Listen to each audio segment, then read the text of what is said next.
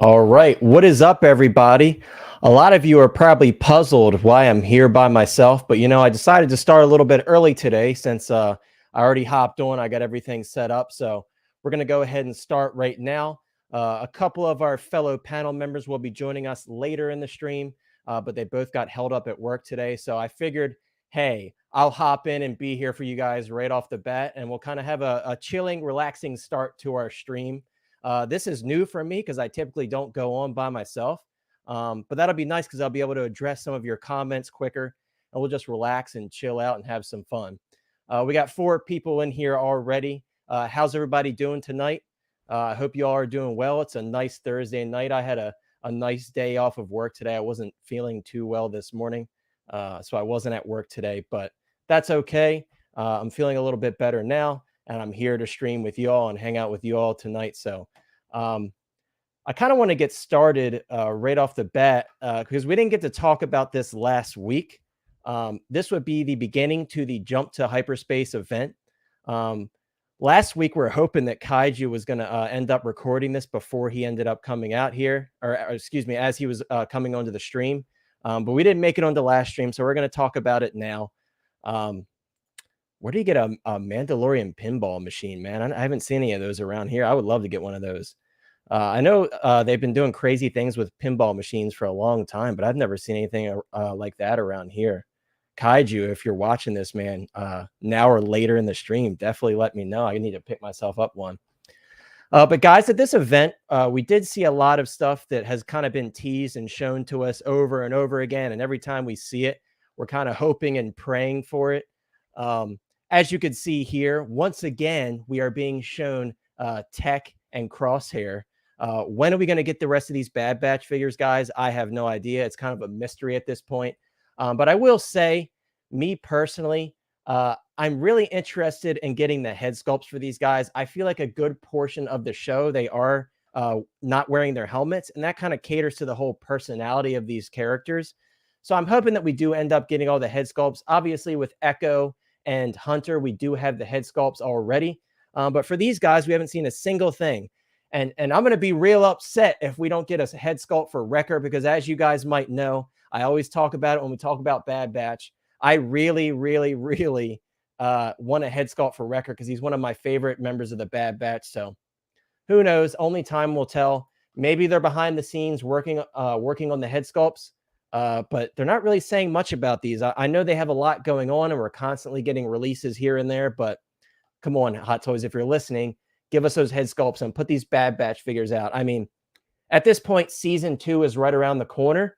And I don't know about you guys, but I'm not a huge fan of the new paint work on their armor. I feel like it's a little goofy looking. The red and black just screams classic Bad Batch to me. So even if they do come out with another group of them, I'm going to stick with the classic look personally. Polo, haven't seen you in a while, man. How you doing? Hope you're doing well. We got Oilers in here. Oilers, hey, just saying, if you want to hop in, I'm riding solo right now until our other panel members come in, and I've been wanting to have you on. Hey, if you're not busy, hop on in. We're talking about Hot Toys, man. I know you like talking about Hot Toys. We got Payden in the house. Payden, how you doing, bro? Payden, I feel like every stream that I go on, I cross your path. I feel like we just join streams at the same time, but I appreciate you always saying hi to me and showing some love, man. Hope you're doing well. We're just talking about the Bad Batch figures that seem to never come out. We're looking at Echo here and Hunter, which should be right around the corner at this point. We haven't heard much of a peep about these either. And it is interesting, at this show, they're only showing the Echo head sculpt, which makes me think there's something going on with the head sculpt with these. I'm not sure. Also, I love how at these shows, the lighting is never quite what it should be in terms of showing off the head sculpt and what it actually looks like in person. Because you could see here, the sculpt is kind of underlit, and I don't know why they do that because it looks kind of soft. It kind of makes all the head sculpts look soft when they underlight it like that. Not sure why they do that. Dylan, bro, you finally made it out. You've been saying you're going to join since I first started streaming, and you finally made it out today when I'm solo. Perfect timing, man. Is Omega possible? Dude, that's a good question. I know a lot of people want that Omega.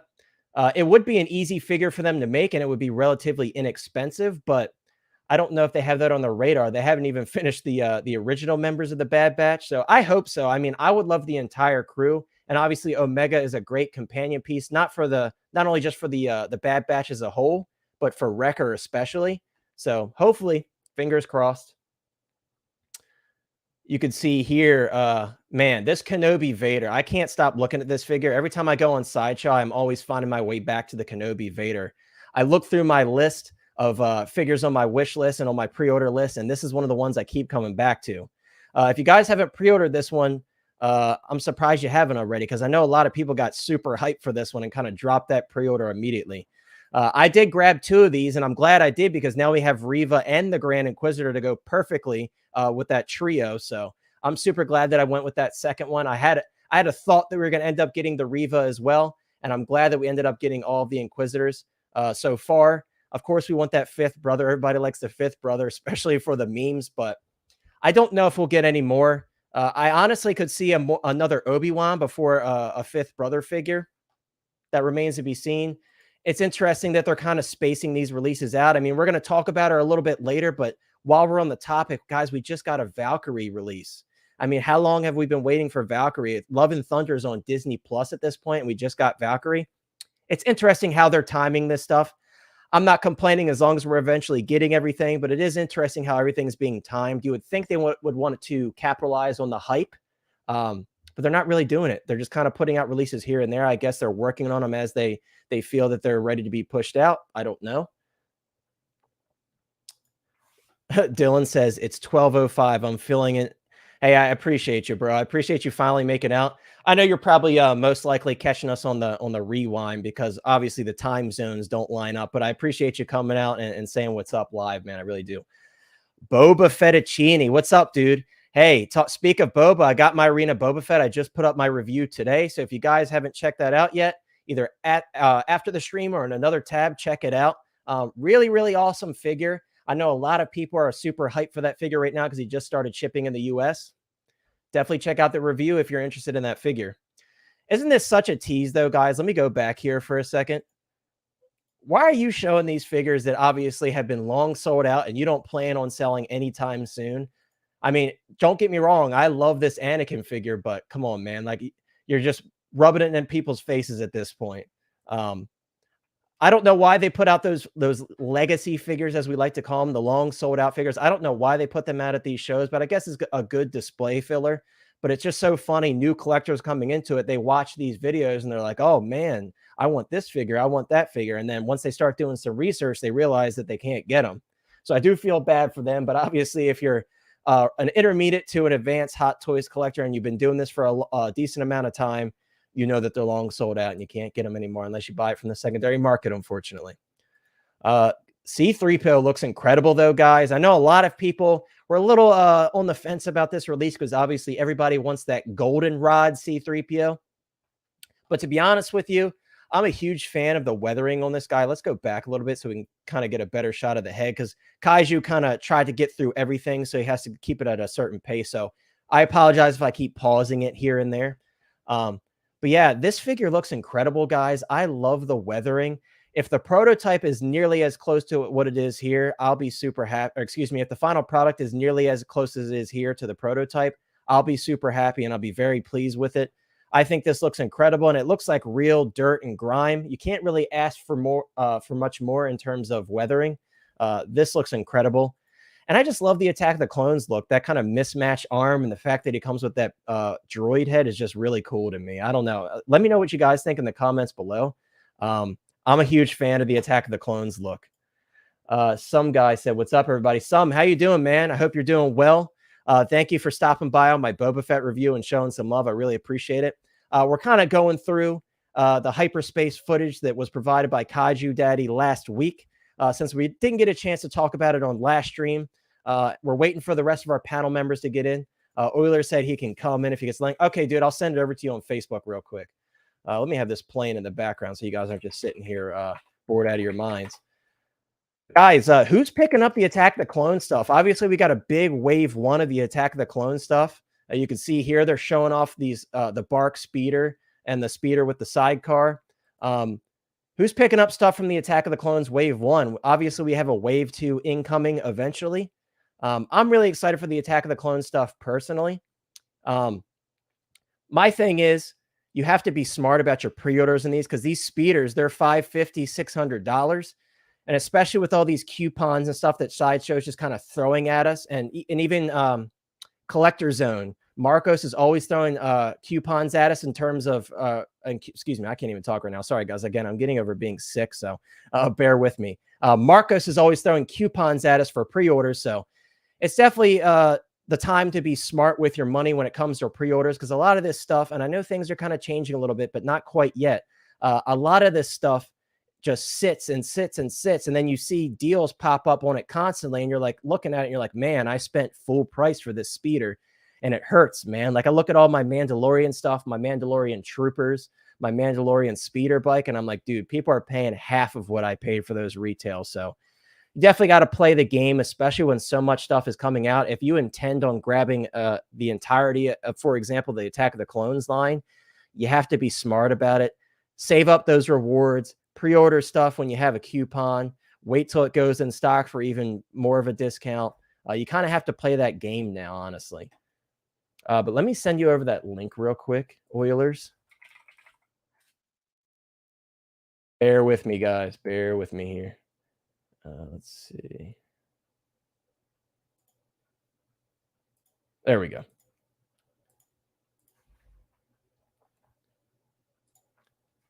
There we are. Guys, my man Oilers Workshop's going to be joining us for a little bit.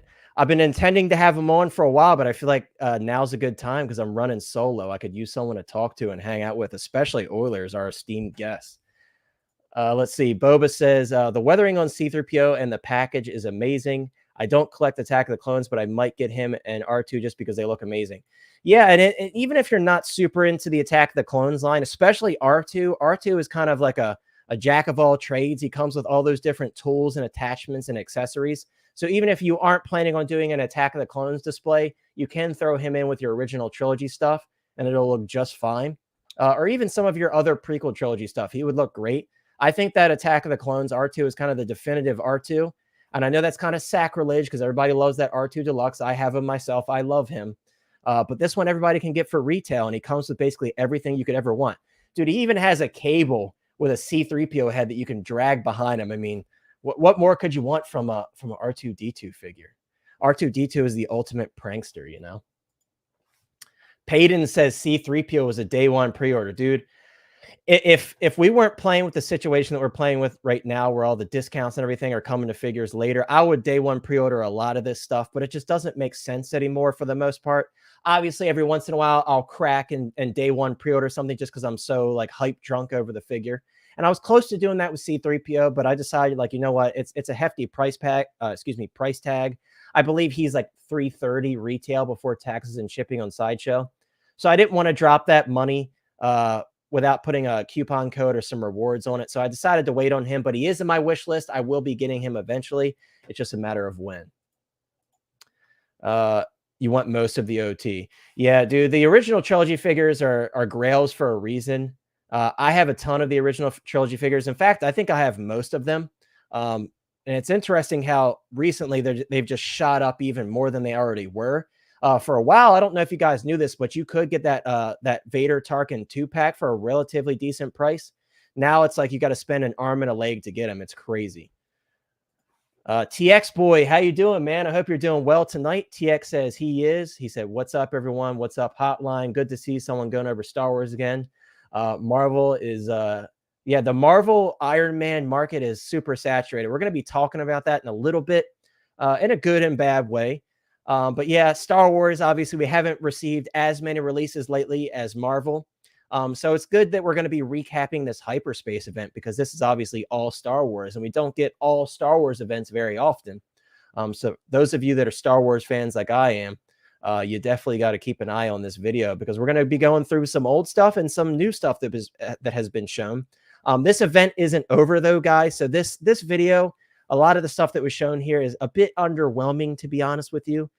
But don't worry, because we will be getting more over the next month. Hopefully some new releases. Hopefully some stuff that has been teased but never actually fully shown. Wink, wink. Mace Windu, please, Hot Toys. I want my Mace Windu. You guys know I'm always fighting over that Mace Windu with Sean and Lane. But yeah, guys, who's getting these speeders, though? I know this is a big, not only a money investment, but a space investment. Who is interested in getting these speeders? Speaking of the speeders, I don't have my Return of the Jedi speeder yet because, again, I'm playing that coupon game, but it's about that time soon. I'm worried with all the stuff that's going on. He's going to sell out soon. I'm still going to hold the line, though. I'm waiting. I want to at least get like $100 off of them. I don't have a lot of rewards saved up because I'm spending them faster than I can get them. But who has that Return of the Jedi speeder? I know our boy Collecting Madness, who's going to be joining us soon. He's in the chat. He just put up his video on it, and he kind of made me want it even more. I didn't think that was even possible because I already really wanted it because it's an original trilogy Scout Trooper. But, man, he made it look really good in his video. You're hype about the boosters for R2. Yeah, dude, the boosters are awesome. I mean, that scene from Revenge of the Sith, come on now, when R2 sets the B2 battle droids on fire, that's classic, bro. You got to get it with the boosters, man. I'm probably going to have mine with the boosters because I have my R2 Deluxe. He's grounded. He's in an original trilogy display. Why not throw the boosters on him, you know? Let's see. Pokey, what's up, bro? He said he's definitely grabbing both speeders. I want every trooper. Yeah, I already know you want every trooper, dude. And I don't blame you. In terms of Hot Toys troopers, I try to grab every trooper. That doesn't mean I'm going to keep that rule moving forward, depending on what my space is looking like. But the Hot Toys troopers, it's hard to pass up on them, man. I mean, I love the 501st Battalion. That's my favorite battalion. And they just keep spoon feeding me 501st members. So I'm like, dude, I can't pass up on it. But where's that Walker? Where's that clone Walker, guys? You know, that's what we're waiting for. We're waiting for that clone Walker. That's going to be quite the space requirement, though, that clone Walker. Facebook user says, hi, everyone. Hope all are well. Facebook user, just letting you know, if you look in the description of the video, there should be instructions on how to allow it to see your name if you would like to do so. If you don't, that's okay. But I figured I'd let you know because I know some people like to be recognized when you say, or excuse me, when you read off their comments. I used to do that all the time. I didn't realize that you can allow it to see your name until I started streaming, and then I learned. Yeah, dude, I feel like the speeder with the sidecar is the way to go. In terms of the normal speeder and the sidecar speeder, I feel like that one's the way to go. I think the trooper that comes with that one is cooler too. So I think if you had to choose one, it's definitely got to be the sidecar. Dude, so that's what I'm saying. This is so fraud, bro. Why are they showing us the DX17 Maul, which by the way, I own him. He's incredible. And I will say the DX17 and the DX16 Maul have come down a little bit recently in price. So they're not too bad on the secondary market. But still, it just cracks me up every time I watch the videos of these shows, and they show long sold out stuff in the displays. I know that makes some people's blood boil. Kumar, how you doing, my brother? I hope you're doing well. Yes, the force is strong with us as we're watching the Star Wars show play out. I hope you're doing well. Good to see you as always. Bantha boy, how you doing, bro? No clone trooper vehicles for you. I understand. Again, with the clone trooper vehicles, it's not only a big monetary investment because they're pretty expensive, but it's a space thing. They're pretty long, especially that sidecar when you have it extended. That's a big space requirement. So if you don't have the space, especially, that's going to be a one that you pass on. That vehicle space is enough space for like 3 to 4 figures, depending on how big the body is. So I completely understand if a lot of you are passing on some of these vehicles. Me personally, I'm trying to scoop up all the vehicles that I can. Obviously, eventually, there's going to be a limit for me as well. That's why I'm having to upgrade my DTOFs here soon. These DTOFs, as you all know or may not know, they're going to Collecting Madness. So eventually, I'm going to have to update my space because I just have so much stuff coming in. But we'll cross that bridge when we get to it. Insane One, how you doing, bro? Dude, Insane One, I appreciate you, man. You're always here supporting on everything that I do. I swear you're the first one every time. Not far behind OG, or excuse me, OG is not far behind you though, and everybody else, you know who you are. But yes, feed the algorithm. Drop a like, guys, and if you don't mind, subscribe to the channel because you'll be able to get notified whenever we go live or drop new content. And also, just saying, last time I checked, we were 13 subscribers away from giving away a hot toy on the channel. And I did say in my Boba Fett video, for those of you who have not watched my review yet, I did mention towards the end that I might be throwing in some more prizes. Mainly because I'm just so grateful. You guys are incredible with the support. Again, the same people coming out to every single stream, every single video. You guys, it means a tremendous amount to me to have you all here with me, especially when I'm riding solo right now. I'm kind of doing this new. It's new to me. So I appreciate you guys being active in chat and keeping me busy, you know. But we got Arena Boba Fett here on screen, guys. Everybody's been getting their shipping notifications. Some people like myself have got them in hand. I'm glad to say, and I don't want to spoil too much from my review, but I'm happy to say it's a really, really nice figure, guys. I know a lot of people had issues with the chrome clone and the finish on them. I'd had 0 bubbles. I had no flaking. I had no damage on this guy. He was just really, really nice when I opened them up from the box. I had no QC issues whatsoever. And for whatever reason, I have bad luck with QC issues lately. But with this one, I had 0 issues. And I kind of hit the UPS lottery, and my box and my shipper were pristine. And I didn't pay for the double boxing on that one. So I guess that was luck of the draw on that one. Let's see. Giving out Hot Toys is a big investment for you, man. Too kind. Hey, I can't take credit for that, but I will say too kind. That goes to Lane. As you guys know, Lane is one of the most generous people you ever meet. So Lane is actually the one giving away the hot toy on the channel. So we really appreciate Lane. Unfortunately, our boy Lane can't make it tonight because he is on vacation, but he's here in spirit. And hey, he said he might pop in and chat. So hopefully we have moderator Lane on duty in a little bit. Oilers, what's up, bro? Hey, what's up, man? Finally, I got you on the channel. It was just like perfect timing. It was perfect timing. How you doing, bro? I'm good. I just finished work. I was just driving back to my shop and caught your stream. So thanks for inviting me in. Absolutely. Hey, like I said, it was perfect timing. We'll have Sean and Chris here in a little bit, but yeah, as you know, we're just talking about the hyperspace event and Arena Boba Fett a little bit. You know Arena Boba Fett all too well, and this is kind of good timing. We still got to do our guys. Let us know in the chat. Jordan had this funny idea one time about doing an all Boba Fett extravaganza. What would you guys think of that? Would that be fun to you guys? Like we just talk about Boba Fett, we go over the history of all the Boba Fett hot toys and just kind of talk about Boba Fett. I know OG fan in the chat. He's going to be the first one in line to join that stream, but it's a funny idea. And hey, it's kind of warranted because there's so many Boba Fett releases coming out from Hot Toys. I mean, did you, now I know you have a lot of the Boba Fett figures. Did you end up grabbing the throne Boba Fett as well? No. And this is going to be controversial, but that's the only armor I don't like. You know, I don't like, I want the throne. I don't want the Fett. That's fair. But hey, toy anxiety, they may have one up or knowing you're so crafty, you can make your own. I don't have time. After I saw that skate park, dude, I'm sure you don't have time. No. Yeah, guys, dude, Oilers built this. You got to check out his Instagram. Oilers built this insane. Like, what was the scale of that skate park diorama that you built, by the way? That little warehouse? That's 1/12 scale. 1/12 scale. Yeah, that's Marvel Legends scale. That was for Sergeant Bananas because he does most of his photography is with 6-7 inch figures. So that's really cool. But yeah, guys, it's if you played like the first Tony Hawk Pro Skater on that map, there's that warehouse map. And when I saw this diorama that he built, I'm like, holy crap, that brings back memories. And you put like crazy lighting in it. You did graffiti, like everything, like the works, man. It's crazy the amount of detail that you go through, dude. And I'm so impressed and like humbled by looking at the stuff you do every time I check out your stuff. So even watching you a video of you soldering those glasses, I was like, dude, like, why don't I know how to do this? Nobody watched that, and I saw the stream where you said that, and I was like, "Oh, somebody watched it." I like stuff like that. Like me too. I do too. I feel like if you're like a fan of like Mythbusters and like Adam Savage's Tested, like that's in the realm of the stuff you like watching. So that was actually like right up my alley. That's very much how my channel will probably go over time. Like I'm doing a lot of diorama stuff for figures.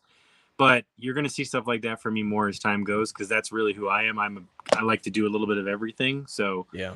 But so thank you. I appreciate that. Absolutely, it keeps you busy, dude.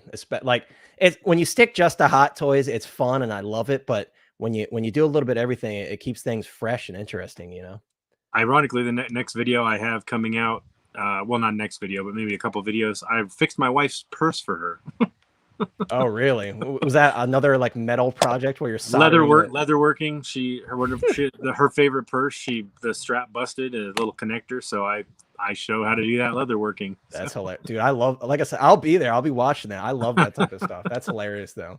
I'm sure your wife loves having you. Every little thing that gets broken, she's calling you up. She's like, grab the She soldering does, iron. but at the same time, I'm so busy. I'm always 6 months behind. So I always say that line. I'm like, dear, don't worry. Just remind me again in 6 months and I'll maybe do it. Right? Switch to another purse for now. Yeah.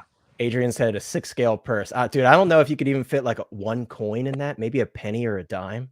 Actually, you know what? You just reminded me. I have some photography lens cases, little vintage photography lens cases that look like about a 1/6 scale purse that I bought at a swap meet in California. I got to get those out because I bet those would work for 1/6 scale. Now that you say that, that's really cool. Yeah, I'm always doing that. Like all this little stuff around my house, these like little knickknacks that I haven't touched in years. I'm like, oh, would this look cool with my Hot Toys? Would this look cool with my vintage collection figures? I'm always grabbing stuff. Like Doc, for example, Doc Smizzle. He's really good at that. He's always finding these little dio pieces and stuff to go with the 6-scale figures. It's fun. Oh yeah, it's super fun. I'm trying, like, now that I got my YouTube channel, it's kind of inspired me to like repose my figures and like kind of try different things in my displays. So that's what I'm working on now, is just kind of redoing all this. I don't want to do too much because I'm about to like build new cases and swap these all out because I'm moving away from the detolfs. I'm out of my detolf phase, but that's my plan right now. Let's see what some people are saying about Nerdgasm. Yes, if you go on, hopefully you're talking about Euler's channel, and you probably are. If not, you're talking about the Boba Fett stream. But hey, both of them are a Nerdgasm. But I know you're gonna be here. OG, like I said, you're gonna be the first one in line for the Boba Fett stream. We're gonna do it because I don't think it's been done yet, and I think it's a fun idea. You know, in the 6-scale community, I haven't seen anybody do anything like that, and I haven't seen anybody do anything like that in a while. So right. I got the vintage color, I got the animated, I got the Arena Fett, I got the ESB, I got all my vintage collection, I got my retro collections, I got. Dude, you collect all the same stuff that I do. I collect retro collection, vintage collection too. That's awesome. I don't collect. I just collect the ones I really like. But Me too. So. I mean, I'm getting a little bad with it now. I'm just like, every time something goes up pre-order, I'm like, oh, that's really cool. Pre-order, you know what I mean? But my general rule of thumb is Boba Fett, Vader, and some Mandalorian stuff. You know what I don't have is my Black Series Boba Fetts. I actually had all of them up until whatever was released until about 4 years ago, and I just sold all my inbox Black Series figures, but I had every version of Boba Fett that they had out. That's crazy. And now they got the Arena Boba Fett in Black Series, which is crazy. I know. I have those comics. I've got the director's edition with the him with the red background on the cover. I've got the director's cut. Yeah, I've got a slabbed one. It was like literally my first comic I ever bought, because the comics I always read digitally when I started getting into comics. I haven't been into them for a while. For that long. So I grabbed a slab one to go on my display, and I grabbed a copy to read as well. So I'm gonna be reading that soon because I kind of want to. Do you know who John Tyler Christopher is? He does the action figure covers. Oh yeah. Because they have variants of this cover with like the all black one, and then there's I have like 2 of those, and I have 2 of the regular Boba Fett one in the figure, and I also have his exclusive from his site, where he did the negative space animated Fett and the negative space. Oh yeah, and you can kind of see the gaps in between the armor. I'm gonna send those all off to get graded, and then I'm gonna put them with my figures when they come back. It's gonna look so good. Yeah, that negative space animated Boba Fett one, I was bidding on one and I got outbid, but I'm like, dude, that's so cool. I got him off his site. I'm on his mailing list. That's perfect. So I got the warnings, but I got 2 of them. I got one in a higher grade and one in a lower grade, so I'm gonna send them both off and see what they come back as. Dude, that's sick. Yeah, I mean, I would be happy with anything. They just look so cool in the slabs. Like, that's the way to display them. If you're not going to go through and read them, or if you've already read them, like, just put them in the slab and preserve them. Yeah, I bought those for the cover art. You know, I have the readable books, so I bought those for the cover art. So I'm gonna slab them so they look nice with the figure. So yeah, it's gonna look real good, dude.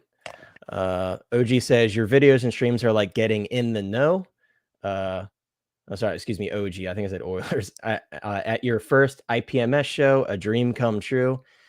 In May Day, before the interweb, a lot of the modelers held the secrets close to the vest. What is an IPMS show? I don't know what that is. I'm sorry. I don't know either, but feel free to elaborate in the chat. So going back to what you were saying about Boba Fett, you said the repaint Boba Fett is one you're passing on. So are you passing on I The like Book that of one Boba you Fett. have displayed. So this one, you're gonna get the Book of Boba Fett version, but not the Mandalorian throne version. I Basically. hate the way the repainted one looks. I hate it. I think I'm the only person that hates it. So do you hate how the Hot Toys one turned out, or you just hate how it looked in the show? Both. I don't like either of them. That's fair. I like the scratched up one that's not repainted because I feel like it looks cool. It tells the story of Boba getting out of the Sarlacc pit, and it was the first time we saw him back in live action form. Yeah. Love it. Yeah. Then they repainted it, and it literally looked like, I mean, and I know they meant to do this, but to me, as somebody who paints things, it bothers the heck out of me. It looks like Boba Fett took it in the back of the slave one and just spray painted it with a can of spray paint. It does. That's exactly what it looks like. Yeah. I think it, I know it's meant to look that way, but it bothers me that it looks that way because it looks cheap. Yeah. This is like completed fresh with that same design and color scheme, but fresh. That's true. It's got weathering on it, so it looks real. The old, like, it didn't look real to me when they repainted the chipped armor. I don't like it. I just don't like the way it looks. And so I like the throne, but I don't like the figure. So if anybody wants to sell me their throne when they get the figure, or sell me a throne, I'll buy it. There you go. Yeah, I feel you on that. And this one, honestly, this one would look perfectly at home on the throne anyway. My thing is like, I like all of the Boba Fetts that we received thus far. My thing is I'm going to take the throne Boba Fett and grab the sculpt from that one and then throw that sculpt on this Boba Fett. Just because obviously in the show, for whatever reason, he spent most of the show without his helmet on. But yeah, that's what I plan on doing. What's up, Chris? Finally, you made it in fashionably late as always. No, I'm just joking. No, I was going to tell you, how does it feel like you're back? Because you've been carrying the stream. Dude, it's weird, man. It's weird when you're by yourself. I'm in my videos all the time by myself, and I'm like, you know what? I'm going to try something different today. I'm going to hop on by myself. But thankfully, Oilers saved the day, and I wanted to have Oilers on anyway, so it saved that, like, awkward conversation. I'm like, hey, are you free today? Oilers just like, dude, I'll hop in right now. So we got Oilers on finally. I don't know if you've met Oilers or if you've seen them in any of the chats. I was just about to say nice to it. What's your actual name, if you don't mind saying? Unless you go by Oilers. No, my name is Jordan.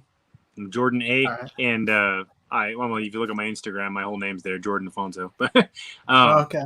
Yeah, it's like I'm trying to be like, well, should I give him my last initial? But no, my whole name's on Instagram, so whatever. Right. I catch myself doing that a lot too. I'm like, dude, I use my personal Facebook for all my Hot Toys Hotline stuff, so it's like a lot of people call me Oilers. By the way, I don't care what you call me. You can call me stupid. It doesn't matter to me. So okay. You better not call him stupid. Right. Nah, I'm Chris. That's nice to meet you, Chris. Collecting Madness. Sorry, my screen is super tiny. Yeah. Dude, Chris had the funniest little blooper. He just put up a review today of the Return of Jedi Scout bike. Dude, I got to show him the video of me dancing, but it's like... I was about to say, I'm tempted to post it. I don't care. I think it's hilarious. But so he put up his video, right? And towards the end, I guess he hit one of the settings, and it's like bass boosted on the song that ends out the video. And I don't know why I thought it was so funny, but I made a video of me dancing to it. And I was laughing at myself. Sometimes I crack myself up. I'm probably a dork for that, but sometimes I crack myself up. But no, it was pretty funny. See me? Even Aaliyah thought it was funny. She better. What were we gonna say, Oilers? I was gonna say, if you want to see me embarrassing myself, go watch my Vulture unboxing. I have the Jazz Inc. Vulture, and I did an unboxing with a friend of mine's kid. And at the end of the video, he's playing my guitar very badly while I'm bowing to him. Oh. He begged me to be in a YouTube video, and I'm like, I have to do a video that people want to see to put you in, buddy. And he's like, let's just do it. And he has severe ADHD, so it's mostly me convincing him to keep opening the box and get things out of the box because he keeps getting bored with it. That's hilarious, dude. I have to check that out. I haven't seen that yet. That's so funny. Let me see. Oh, here we go. OG says IPMS is International Plastic Modelers Society. That's what I thought it was Plastic Modelers Society, but for some reason I couldn't remember the I. I was like, what is plastic something? Maybe I didn't want to say it because I'm like, maybe it's something I should know and don't know. I don't know. Yeah, right. Adrian, we're not practicing math, bro. I suck at math. We're not doing that.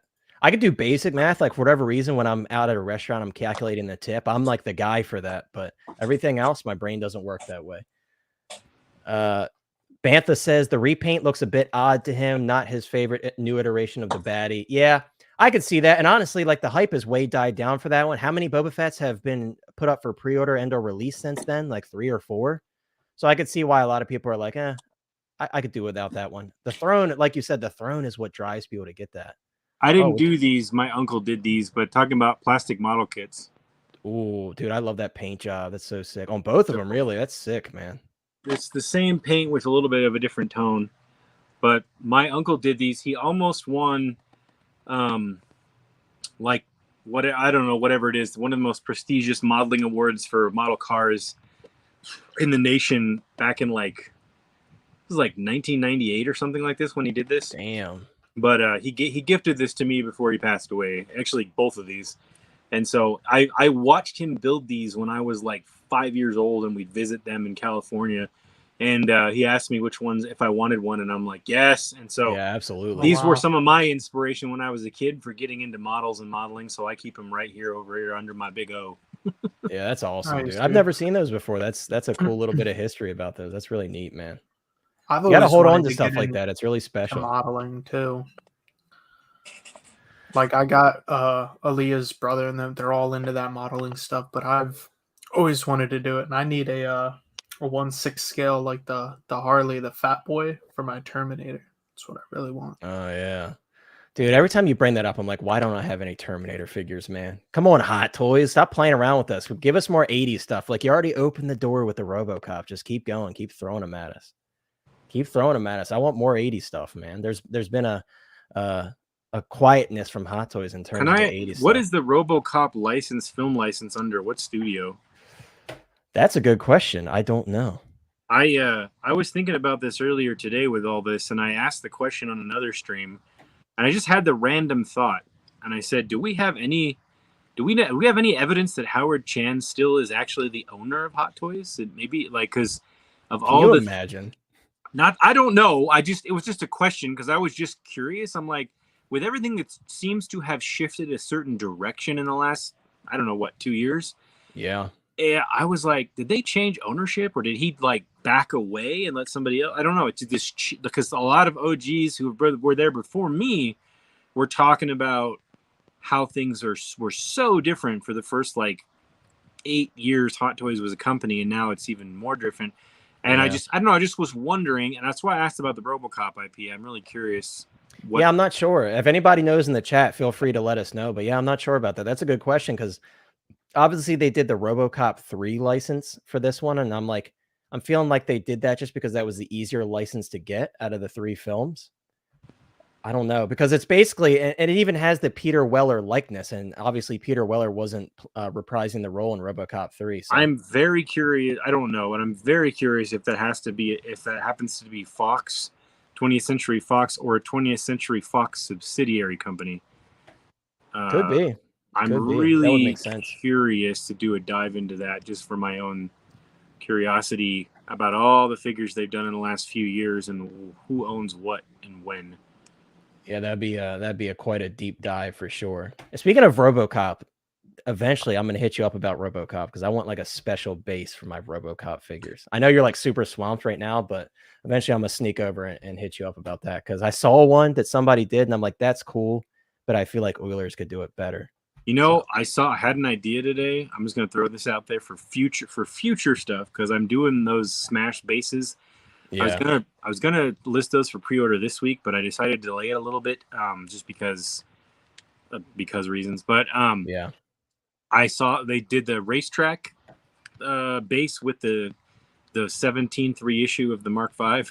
Oh yeah, that's right. Yeah, we're And- gonna talk about that in a little bit, but yeah. Oh, I was just gonna say, I think that race car looks terrible. I think that everything else looks great, but that race car looks horrible in my Did you opinion. notice they're reusing the same base for Yes. the Mark V, for Yes. the Mark 46 and the Mark III? It's the same base portion. They're just know. throwing little toppings on top. And I'm like, come on, I man. saw that and I'm like, that's interesting. And I was thinking about it and I'm like, wait a minute, you're gonna have the Mark V, you're gonna have the Mark V suit up, you're gonna have the racetrack suit, and they need to sell Whiplash. And I was like, what if I made a base big enough for 2 figures to fight on that was more accurate?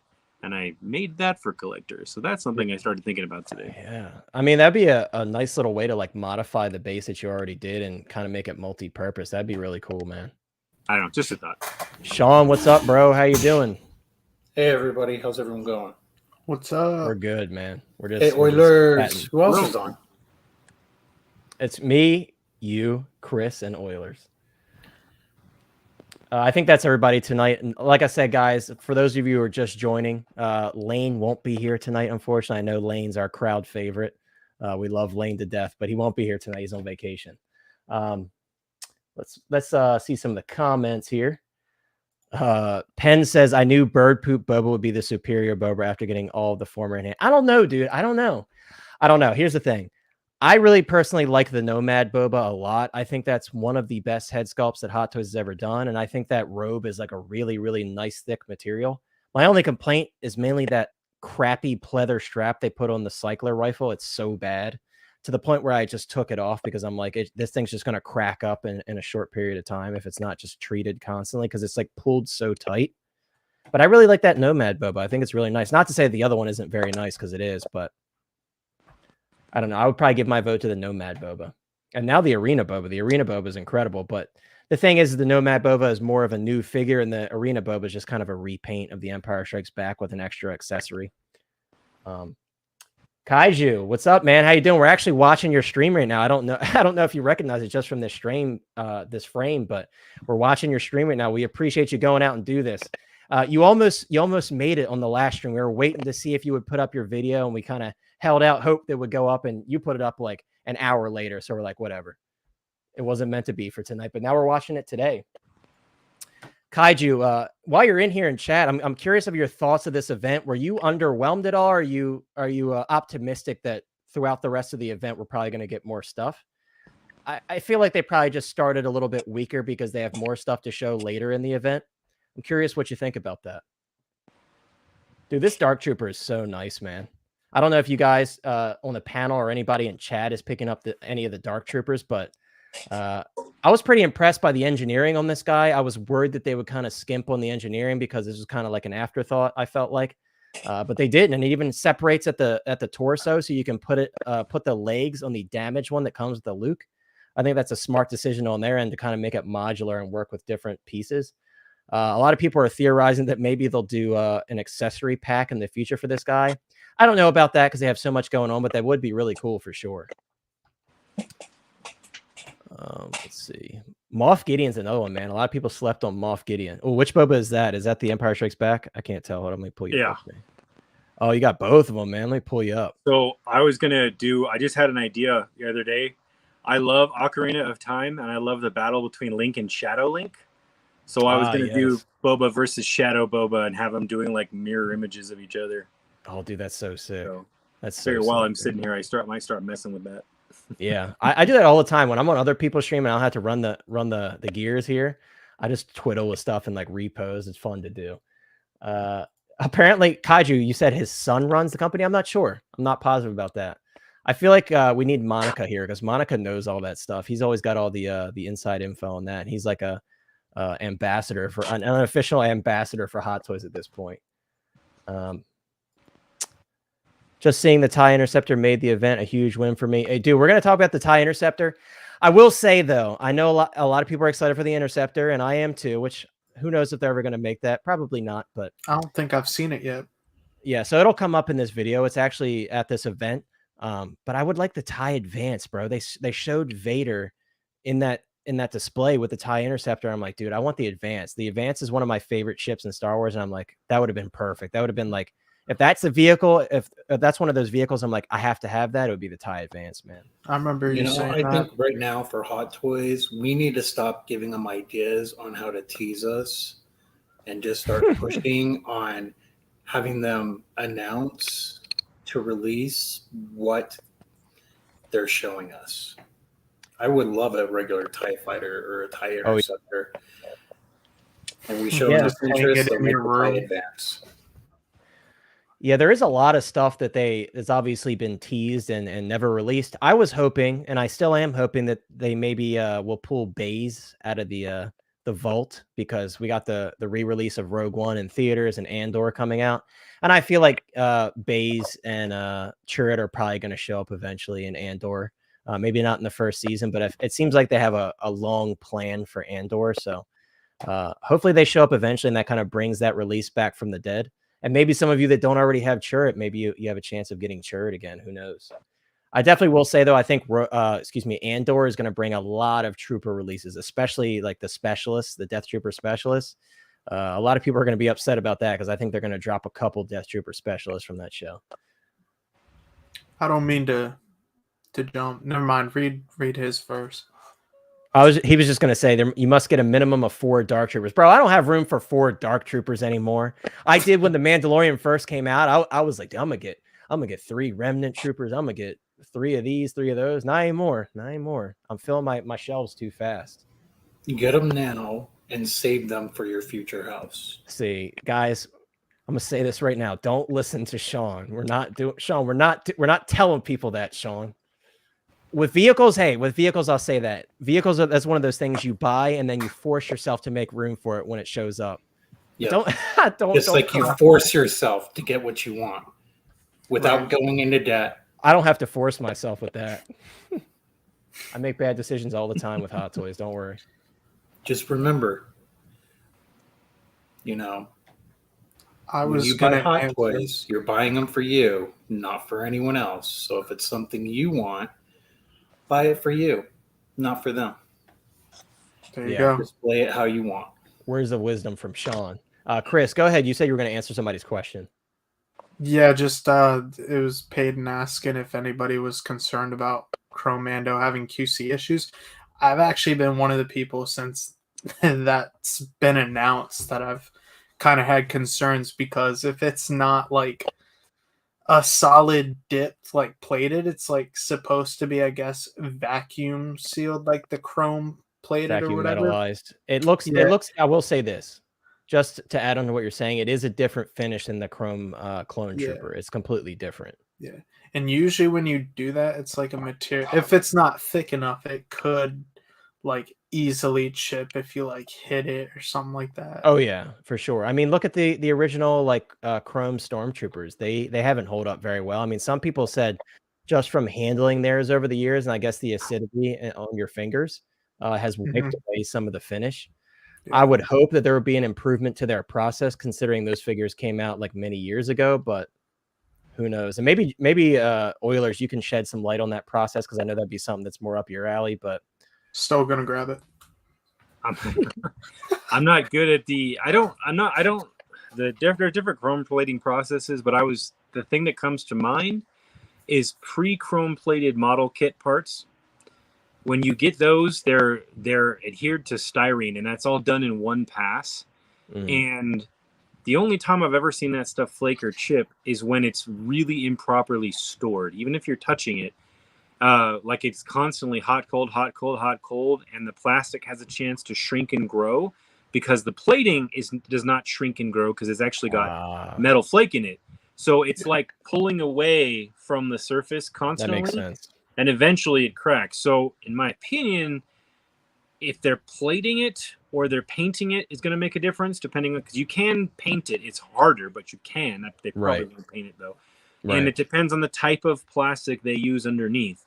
If it's an expansive or contractive plastic and it's plated, yeah, it will probably flake off in 5 years. But if it's not, if it's a hard plastic, you're probably okay as long as you're careful.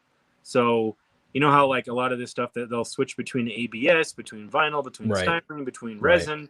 If it's a hard cast plastic resin or a hard cast styrene or a heat cast plastic with plating, you're probably fine. If it's painted on any of those, as long as the painting is sealed properly, it should be fine. But I have no idea what they're going to do. So it could be any of those or a combination. Yeah, and who knows? Hopefully they know, though. Like if you know, hopefully they know.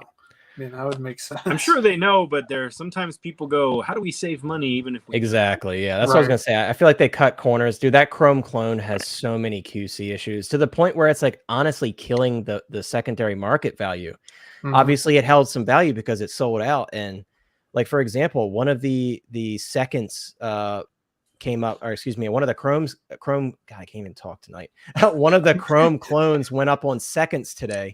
And a bunch of people in my Discord were like, oh, I don't even want it. Before all the QC issues were known, and everybody was just thirsting for that figure because they couldn't get it, they would have bought it instantly. There would have been no thought. You know what I mean?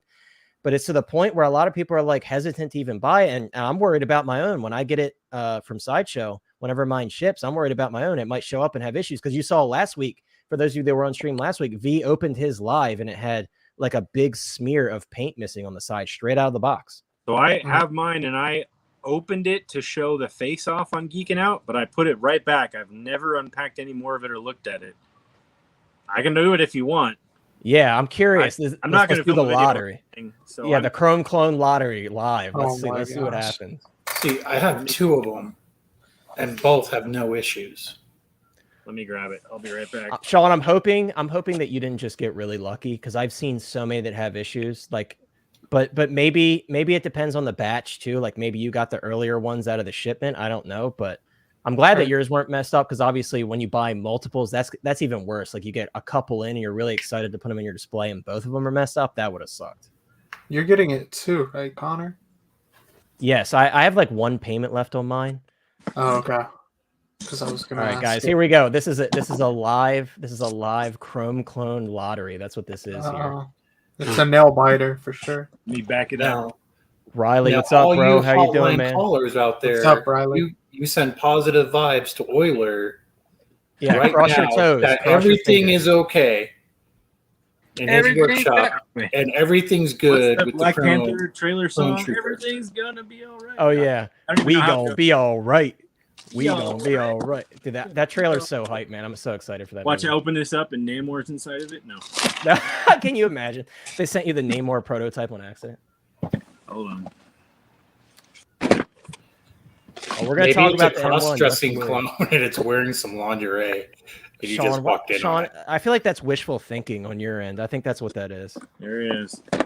So far, he looked good. I couldn't tell all the way, but the chest looked like it had no bubbles. I ain't wearing no gloves because well, maybe I should. I got super glue on my fingers. Let me get some black gloves. Well, we'll pull back to the main while he's doing that. Let's see some of the comments. The Collector, how you doing, bro? Good to see you, man. As always, I hope you're doing well. While Oilers is putting on his gloves, let's catch up on some comments. Has this been announced yet? No, it hasn't been announced yet. We're still waiting to hear about this N1. I know everybody has hope for this N1. We're still waiting to hear about the M1. Let's pull Oilers back up. Okay, so this is the Phase 1 helmet. It looks pretty good. I don't see anything so far. Not bad. It looks a little, I will say it looks like it's got finger oils on it, but they're wiping right off, so. That's good. And it's like a matte finish in person, right? It's got like I would call it a over satin chrome, like satin. Not really like brushed chrome has like strokes in it almost. Right. But this, I would say this is like brushed chrome or satin chrome without the brush strokes. Okay. This is what I imagine they'll paint the N1 with if they do it. Right. There's a little bubble right here. I can see it. Right there, but it's in a, see where the tip of my finger is? Yeah, at least it's out of view. At That's least, not yeah, too bad. for real. Yeah, right there. And you know what that could be from is them painting the piece and then whatever because they definitely sit these pieces down on stuff after they're done painting them. Because I have one of my shore troopers has a piece of whatever material they sit it on or sit it in after it gets painted to dry. Oh, wow. This definitely is paint. Yeah. Okay. So looking inside the helmet. Sorry, I didn't mean to interrupt you. No, that's okay. Looking inside the helmet. Let me get my flashlight. I have a flashlight right here. Somewhere. So that makes a lot of sense then. That makes a lot of sense why this is a different finish than the this Chrome is definitely painted. I can tell by looking inside the helmet. See if I can show you guys. Let's see, where is it? I can see fingerprints and smears inside the helmet. Oh, that's nice. Which means they painted it and then glued it together because this is 2 separate pieces. You can see the joint in here on the sidewall where they slide together right there. See that joint? So it's pegged together and glued together with pegs. Right. And then it's silver on the inside, meaning they painted it before they joined it together. Yeah, exactly. Because they wouldn't paint the inside if it was glued together first. Yeah. Usually those boxes smell like straight paint. I can see thumbprints on. There's a little circle where they pulled it out of the mold. Let me see if I can get an angle where you can see it. We're going in on this. Sorry. There's a circle. There's a thumbprint on the circle in there. I don't know if you can see it. Kinda. There was another one that was bigger. Hold on, let me find it again. Everybody like this stream up because this is just straight detailed facts. There it is. You see the white? Right. There's white and silver. Ah, yes, yeah. Kind of. It's hard to tell because it looks like more silver. There it is, right in the center on that little white. Yeah. Mhm. That's unpainted. It's smeared off from a finger swipe. I can see the motion in the paint. So that's that standard clone that's coming out next year. Oh, that's no. what that is. That's that base this helmet was- they just painted over. They painted it, and while it was curing, they were handling it, and they probably stuck it together with gloves on and moved on because they knew somebody like Oilers might not look at that. It's funny that you caught that though. Jetpack. This looks, again, the same as the helmet. It looks like it almost has finger oil on it, but it's continuous. So it looks like, so this looks to me like when I use silver spray paint and then coat it with a, what's the right word? Actually, I can show you what I would do it with. So when I paint galvanized metal onto styrene to make like ducting in a miniature, I'll paint flat black and then I'll spray paint metallic silver before the flat black dries, and the metallic silver will separate and create a galvanization look. And then I'll spray paint it with a clear matte finish, a lacquer, and the lacquer gives it this look. I do it on purpose to make it look like galvanized metal. Right. I don't know if they meant to do this on purpose, but it's got like a It does look good. Look.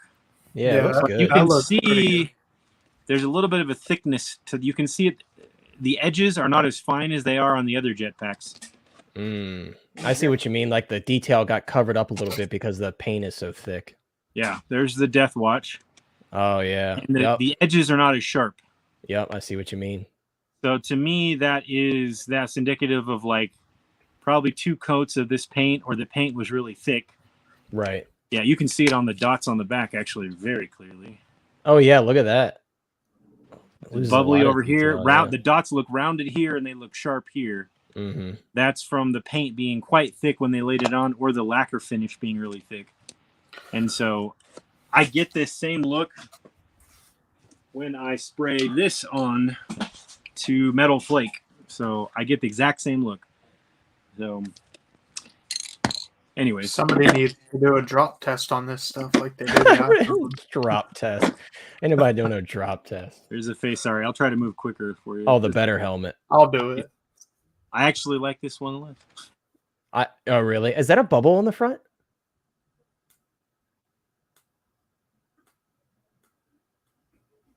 Technical difficulties. We'll never know. Find out next time on Oilers Workshop. Yeah, right. All right. Well, while he's working out his technical difficulties, let's look at some comments here. Okay, I have a comment. What butt are you looking at, Collector? Stop it. Stop it. What? No, he's saying look at the butt of the clone, like, because that's where some damage has happened. Yeah. Where are you going like all weird? You're like acting like Sean Donnelly there for a moment, dude. What's going on? Oh, we're gonna show what Sean Donnelly does in a little bit. Yeah. I guess Oilers is gonna rejoin. Yeah. I'm gonna save it for the end though. Don't worry. Star Killer, how you doing? I hope you're doing well, bro. Thank you for being here. Good to see you. Howard interrupted for, exposing him. He kicked him off.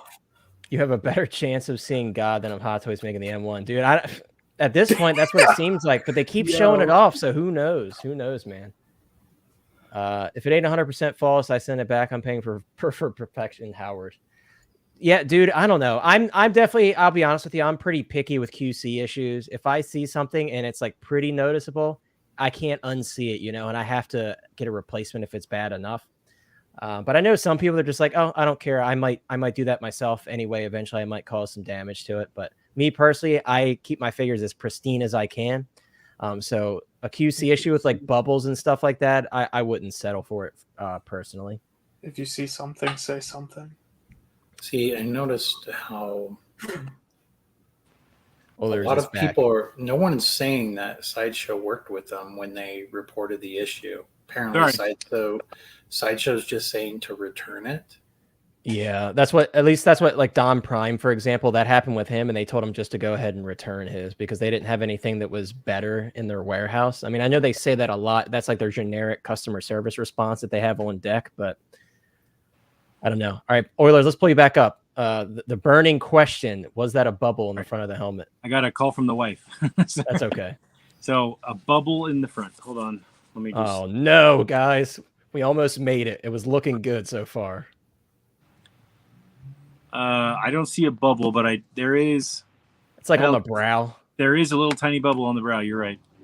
Oh, man. It's so tiny that it's funny. On the camera, it's way brighter, but to my eye, it doesn't look like a big deal. Like in person, it's not as bad. That makes sense. The way it's shining off into the camera focus or the camera. Yeah, lens. it looks like it's reflecting the light. Yeah, I saw it immediately, but that's because obviously we're looking for that. Like that's the whole point of this is we're looking for that stuff. But there you go, guys. I mean, that's exactly what most people have been experiencing. Obviously, there's more extreme stuff, but so far, I mean, I guess 2 bubbles isn't the worst, but for the price, $275 plus taxes and shipping, still not really the head is acceptable. supposed to be money. Yeah, I mean, it's not acceptable whatsoever. I mean, this is an expensive figure for what it is, to be honest with you. The reason I got this is because the original clone helmet design always reminded me of like the Rocketeer and Steampunk. Yeah. And the chrome really gave me that vibe. And so I actually got this more for the sort of like Rocketeer Steampunk vibe it gave me, not because of any Star Wars or anything. So that's why I bought it. So I'm not super worried about certain things, but there's a scuff here on the back of the shoulder. It's pretty tiny, but it's there. You see it? Oh, yeah, I see that. Yep, I see it now. That's a scuff. That's definitely a little How does that happen? Like, are they not handling these parts properly after they're painted? This gotta be like... Sorry, go ahead. No, go ahead. I'm speaking from experience here. Metallics, when you're spraying them on, the back of the calf's got an imperfection right there. It's pretty small, but it's there. It's hard to see. I don't know if you can see it. On the seam line, there's a little bit of a bubble. Ah, okay. So speaking from experience in painting metallics that are a coat instead of like statically put onto it like a powder coating. Right. If your paint isn't mixed very well, or you're doing it in a really high temperature or a really low temperature, it's hard to tell if it's cured properly. And they tend to want to puddle. They'll follow a static charge. And I actually literally had this problem yesterday. I'm painting some the display I'm making for New York Comic Con is it requires brass and gold Art Deco detail. And so I painted it gold, and I'm going to age it down to look like weathered bronze. And in painting it, I'm painting on PVC sheet. And if I paint it with flat black first and then spray the gold on, the gold will squeeze the flat black and the edges will peel back, and I'll see a black edge where the gold is. If I paint it straight onto the PVC without any base coat, it runs and it will pool into, because it doesn't want to grip the PVC as well without a base coat. It'll run and like pool, and so the paint will be like 1/100th of an inch thicker on the lower end of an angle than on the top end, but it will be coated. And if you look at it, you can see in the sheen of the way the light hits there's a warp where it's thicker. Even though if like you take it out of the light, it looks fine. You bring it into the light, like we're doing with this, you can start to see a thickness inconsistency. And the metallics like to do that if it's been like 101 degrees here, and my shop doesn't have an AC. I've got fans running, so it just like I spray it on and it just slowly goes oop and pools. That sounds like such a pain in the ass, man. It is. I had to sand it 3 times and redo it until it's even. So it's still not perfect, but it's going to be fine. Once better than it was. It'll hide it. But what happens though is I get this exact same finish when I coat it with a clear. It's got this sort of weird white haze on it, and this has that, in my opinion. It's got a little bit of a weird white haze to it. You can almost kind of see it on camera too when you kind of rotate it in the light. You can kind of see what you're talking about, that like hazy effect. You can see it right here. Yeah, yep. That's there. That's painted on. It's because it's sealed on. What that is like a single coat of this type of a thing for whatever version they're using. They're not using Rust-Oleum, but whatever they've got in their gun that they're spraying on. Because of and like I can see that what I'm talking about, the gravity pulling this stuff like right in here, I can tell that the paint is thicker right here at the bottom, because this was probably like this. They sprayed it, and it slowly drooped down as it was exactly what you curing. described. Yeah. So it's thicker here. Yeah, I can actually see the ripple line right here. Now that, again, I keep looking at this, and I can see more as I do. See that ripple line? Yeah, and I'm an amateur, and I've spray painted stuff before, and I know exactly what you're talking about. See that ripple? Yeah. So what this means is they should have sprayed this, sanded the entire thing with like 600 grit sandpaper, sprayed it again, and then cleared it and sanded that, and then cleared it again. But that is not financially viable for a company like Hotline. Right. And they had to get That's them the out way to quick. make this look good, but they can't do that. So yeah. Yeah. It is what it is. Sean, I'm glad you got 2 perfect ones, man. Maybe Sean just missed it. I am too. I've actually gone through them because I've been concerned with everyone's issues that they've reported and everything else. And I don't have any issues at all.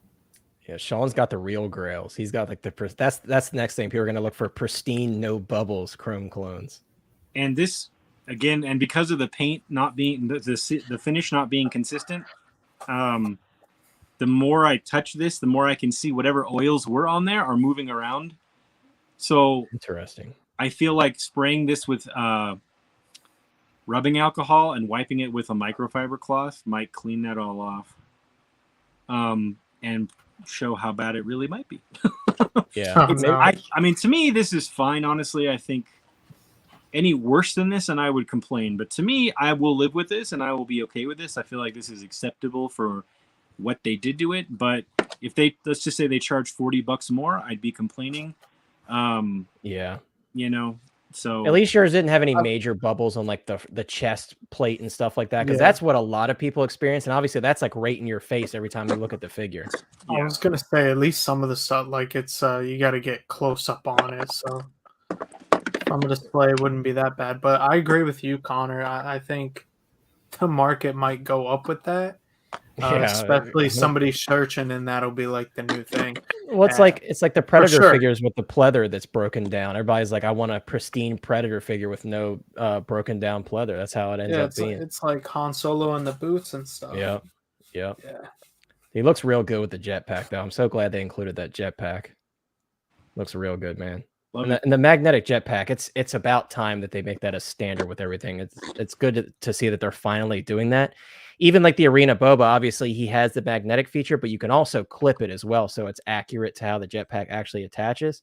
I think that's really cool. All right. I'm just going to put a gun in his hand and put him on the shelf. Heck yeah. Let's catch up on some comments. Let's see. Peyton asks, Oilers, did you get the black chrome Death Trooper?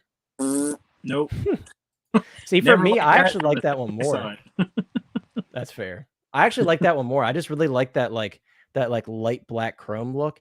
And it seems like, based on the videos we've seen thus far, it seems like it's a different finish from this one. For whatever reason, I guess with this clone, they did a unique finish. I guess they tried something new, but it seems like the chrome Stormtrooper and the chrome Death Trooper both have like a typical like shiny metallic finish that the other ones would have. So it's interesting that they went with something different on that. I'm sure they won't do it again, or maybe not for a while, or maybe not in a full figure form, maybe just on some accessories in the future because so many people are having issues, but who knows? Maybe they'll just continue to do it and not care. That happens sometimes too. Penn says, knowing that it's painted makes sense. There are bubbles even if they are rushing. For multiple layers, I get that when I do my nails because I get impatient and don't want to wait for it to fully dry between. Yeah, absolutely. It makes a lot of sense. That's why it's good to have Oilers on with something like this, because he understands the whole process. And if you're like a novice like me, you need that broken down for you, because the first thing you say is like, why is this the way it is? This doesn't make sense. I'm angry. But when he explains it to you, you're like, okay, I understand why there would be issues. That's not excusing the issues, but it gives you a good understanding of the process behind it. Right. Guys, I don't want to get too much into the N1 because obviously this has been talked about, but they did show the N1 off again at this show. Obviously, we're still unsure if this is going to end up being an actual thing or not. It is interesting that they keep showing it off, and they did make like a whole custom display stand for it that looks very retail, if that makes sense. I don't know. I feel like if they do release this, it's going to be quite the undertaking for them. And I just don't know if they're capable of that right now with all the releases they're still behind on and all the stuff that they're still announcing every week. In terms of price, I know a lot of people have asked about pricing. Me personally, I'm still sticking to my 1250 without Mando and Grogu, 1500 with Mando and Grogu. Those are my pricing estimates. I know Oilers did like a whole breakdown on his pricing estimate, and a lot of people were hit or miss with what he had to say. But I think what you said had a lot of validity to it because you're using actual factual data to back up your point. I'm sure you've gone into it quite a few times, but if you can kind of remind everybody as we're passing along the M1, your thoughts on the pricing and kind of where you were coming from with those ideas. All I was doing was just trying to find some type of baseline comparison financially and production wise. And all I did was, it's just a completely hypothetical scenario. I just used the HasLab Razor Crest as a baseline for how many they were going to need to make a profit and how many they actually got interest wise, and kind of use that interest as a gauge for realistically how many they might make and what we thought might be a reasonable price. I used the price of $1,400. That's without a figure and without Grogu. So that's just the ship. And I think that is probably slightly on the higher side. I think if they make that, they could probably do it somewhere between $1,200 and $1,600, I think would be realistic.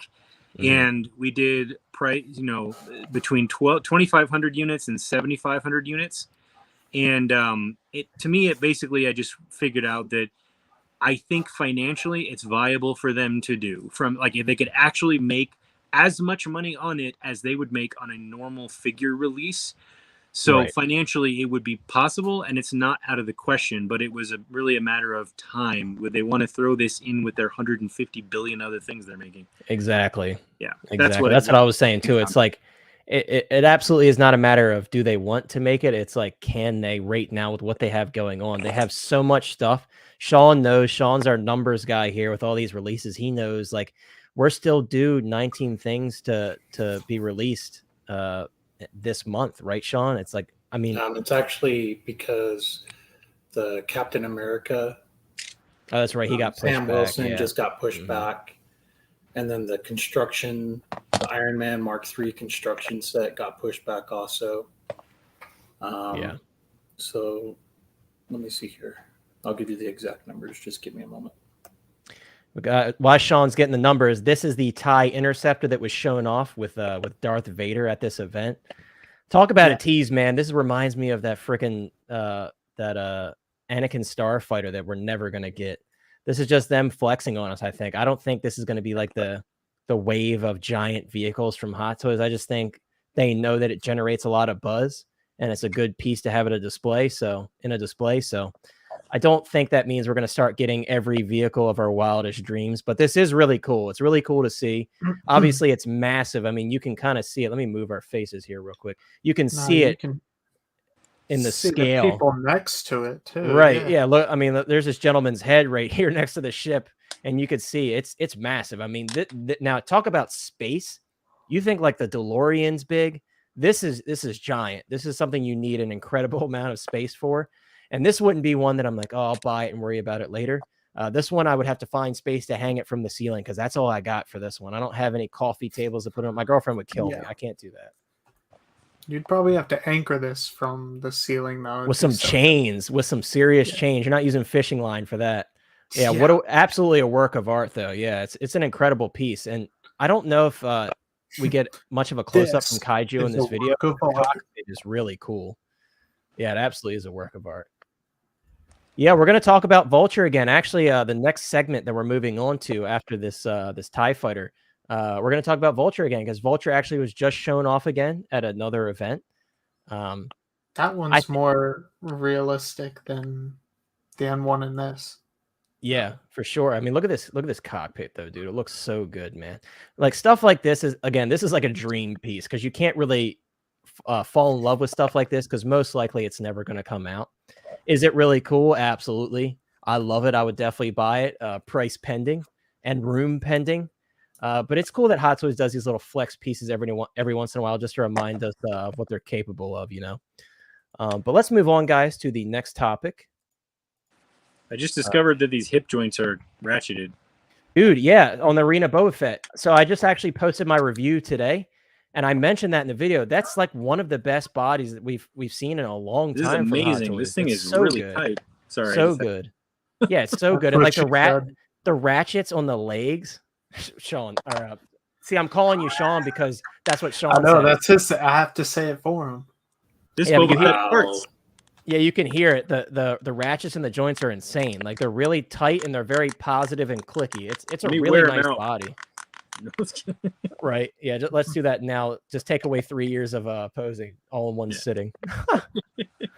But no, it's the guys, the Arena Boba Fett. I know there's a lot of hype behind it, but again, watch my video, of course, if you want to get an in-depth review on it. But it's an incredible figure. I'll say this right now: this is definitely a figure that I'm very happy to have in my collection.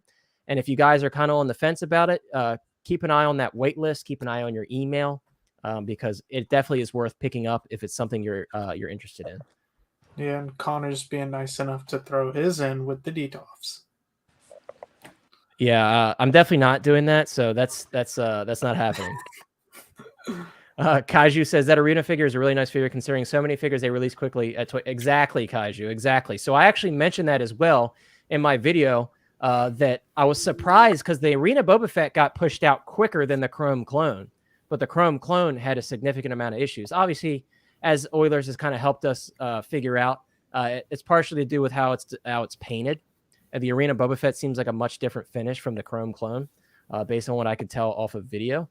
But that's part of the reason why probably is they probably tried something new, and obviously it didn't completely work out. I'm glad that people like Sean and a few others on Facebook have said that theirs didn't have any issues, but it seems like this is close to like another Commander Cody situation where a lot of stuff is having QC issues from the same batch. So who knows? And unfortunately, I don't think we can kind of wait for later batches because I feel like they probably already have all of this stuff either with them or on the way. So there's no waiting for improvements in later batches with this one, I don't think. Dude, I wish they had stuff like this in the U.S. Yeah, we always say that. Like we talked about this before. Maybe one day we'll get a Hot Toys store in the U.S. eventually. Maybe in California or something. They'll compete with Sideshow one day, or maybe they'll go. I don't see it happening either, but let us dream, Sean. Okay, let us dream. No, I like to be real because Dream Killer and while Nightmare. having Sideshow as a distributor, Hot Toys does not have to pay state or federal taxes. They don't have to pay import licensing fees for having things being imported to their store. I mean, there's all this stuff that they don't have to pay because they just hired Sideshow as a distributor. Right. So, so right now, there are 17 Hot Toys that will reach the end of their expected release date for September.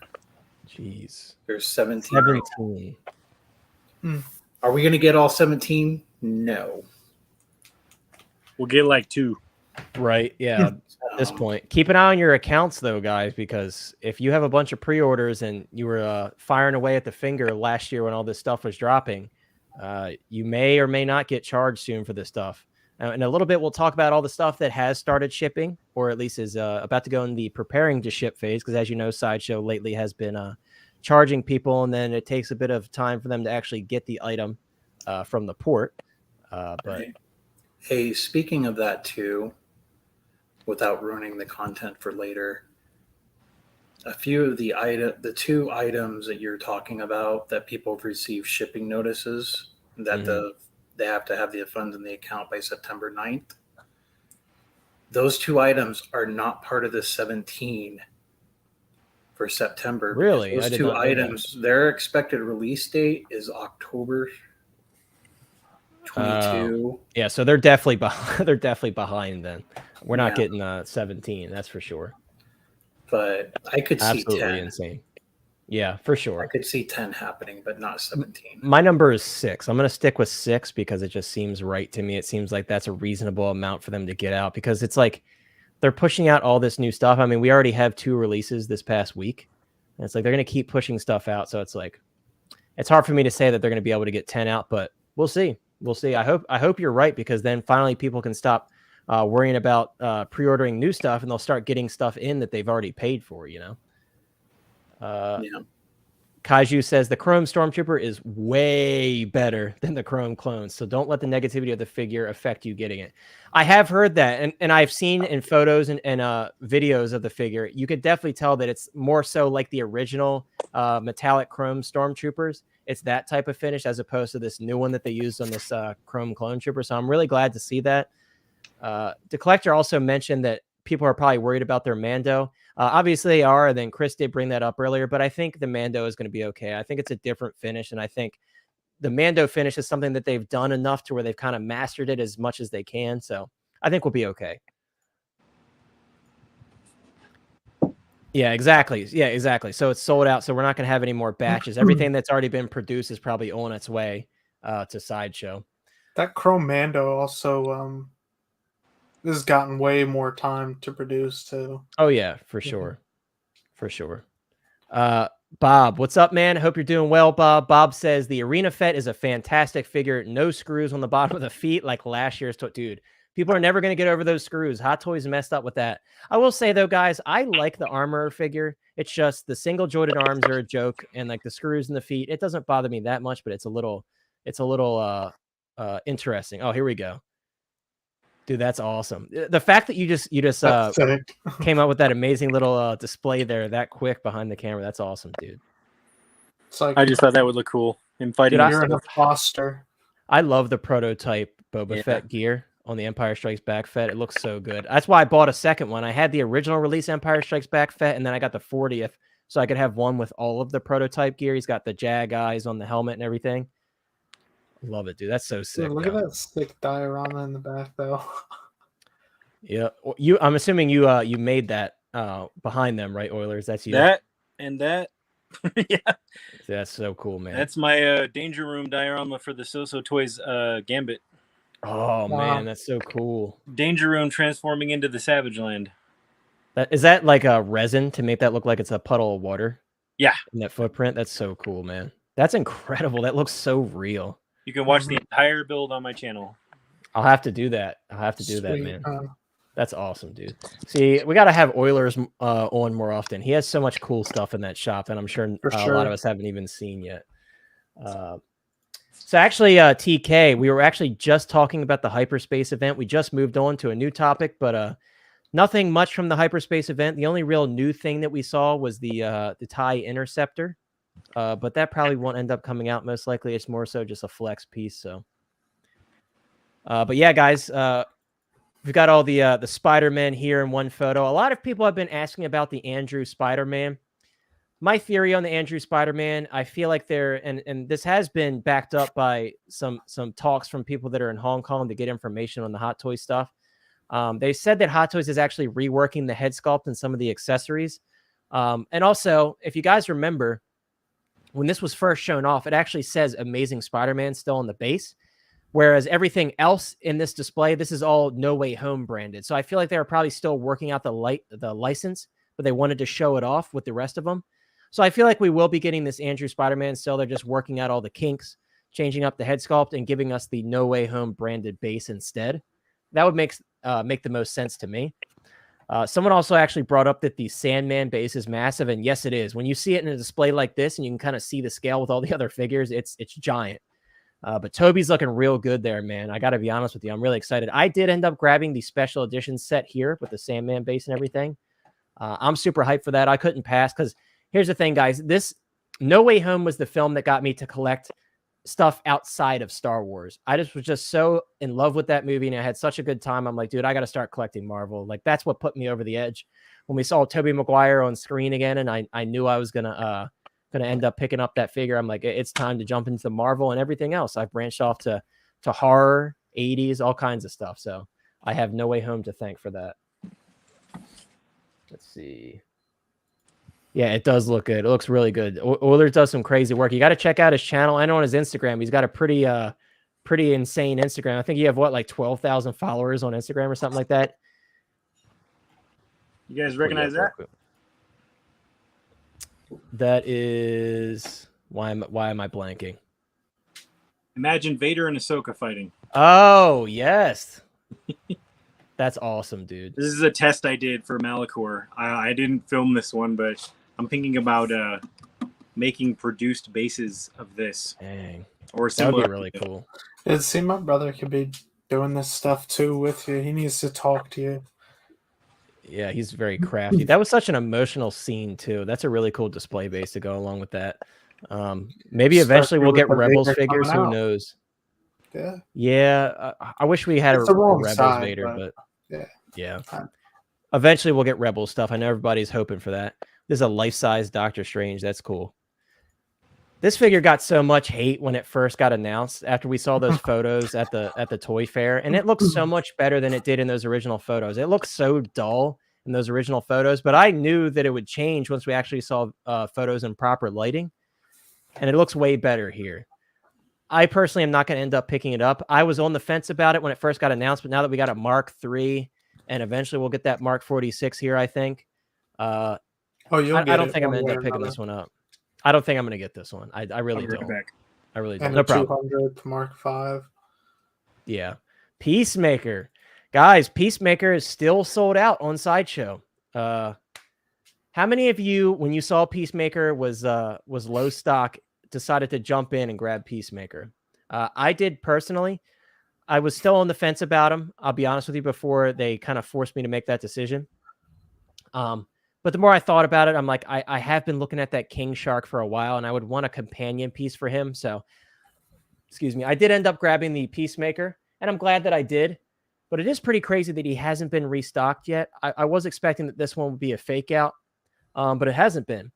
So I think with this one, you're kind of at the mercy of the wait list, or maybe they'll put some more units out once we get closer to release date, and they realize how many cancellations they have, and they open up some more space for the wait list. Who knows? But I am very surprised that it sold out already, because obviously this one wasn't on pre-order for very long. A lot of people have said that it probably has to do with the DC stuff and them rebranding and everything, but I don't know if I would be too certain about that, because a lot of stuff obviously got pushed to wait lists and is selling out sooner than we expected. So I don't know, but I'm glad that I was able to grab this one. I had the foresight to say, hey, I'm going to grab this one just in case it's not a fake out. And I'm glad that I did. Insane One says no pass. Yes. And I don't know if I commented. I read this, but I don't know if I pulled it up. Yes. You. Maybe he is holding out on that money. Pass. You pass on everything, Chris. No, I'm just joking. I just collect what I love. And I love collecting. Yes, nice. See, OG, you're right there with me, man. You had the same realm of thinking. We got to get all the Boba Fetts, literally all the Boba Fetts, except quarter scale. We don't do quarter scale here. Me personally, I don't have the room for it. Okay, guys, so I don't know if any of you noticed, if you have already seen these photos, but they actually did update the paint job on the Throne Boba. And while we're talking about this, Throne Boba, actually, people did start to get preparing to ship emails for this guy. So that's exciting. We were getting notifications for the repainted Boba Fett without the throne, but now people are actually getting notifications for the Throne Boba Fett. So that's super exciting. I'm really excited for this release. Fennec couldn't come soon enough because obviously they're a match made in heaven. But what do you guys think of this new change that they made to the armor? I think this is more accurate to the show. Before, it was like beat up in areas it shouldn't have been, and it looked like it was there was some battle damage underneath that was painted over, and it looks like they've since fixed that. And I'm happy to see that, because that's more accurate to how he actually looked towards the end of The Mandalorian. I think it looks really good. It's funny they're showing Paz Vizsla here, but there's nothing indicating that this is that new Paz Vizsla that they showed off. This is just the original Heavy Mando release. I'm not sure that's ever going to happen until season 3 of The Mandalorian. I was a little annoyed by that one. I was like, man, you're already re-releasing this figure and you're just giving him an energy shield and calling it a day. They've been doing that a lot, and they're probably going to do it again with a season 3, different stuff. Repaint Boba box. I have my Discord closed out right now. I don't want to open it because it makes a dinging noise and it gets on everybody's nerves, but I'll have to see if I can find it on Facebook. Insane One says he can't wait for this one, even though if you don't like the paint job, the throne is so versatile and can be utilized in so many ways. Yeah, absolutely. Absolutely. Like Oilers was saying earlier, he was like, I just want the throne, because you could use that throne for so much. It doesn't even have to be Star Wars. You can make it work for anything, really. I've heard a lot of people say that. Yeah, for sure. I mean, it's a cool piece, you know. Talk about impressive, man. This I've not forgotten about you either, Dead Strange. This Dead Strange is incredible. This is one, after I saw Multiverse of Madness, I'm like, please, you guys saw me on Facebook and stuff. I'm like, please give us the Dead Strange. So I'm glad that we ended up getting him. This is honestly one of the most impressive pieces we've had from Hot Toys in a long time, as long as it delivers on the prototype, of course. But the amount of work that went into this and the detail and the fact that the pieces are all detachable and everything, I think is really impressive. I'm interested to see how these hands and these soles are held onto the body. I'm assuming it's strong magnets. But it's really, really cool. And the attention to detail is pretty incredible. And it seems like this whole soul cape here is like completely wired throughout, because you can kind of see it's posed in all these different ways. But this is really cool. The No Way Home, or excuse me, the Multiverse of Madness line, we have some really awesome releases so far. No Wong. I don't know what's going on with Wong. Wong just recently showed up in She-Hulk. So why do we not have a Wong yet? Hopefully She-Hulk brings us a Wong, since there haven't been that many notable characters yet in She-Hulk.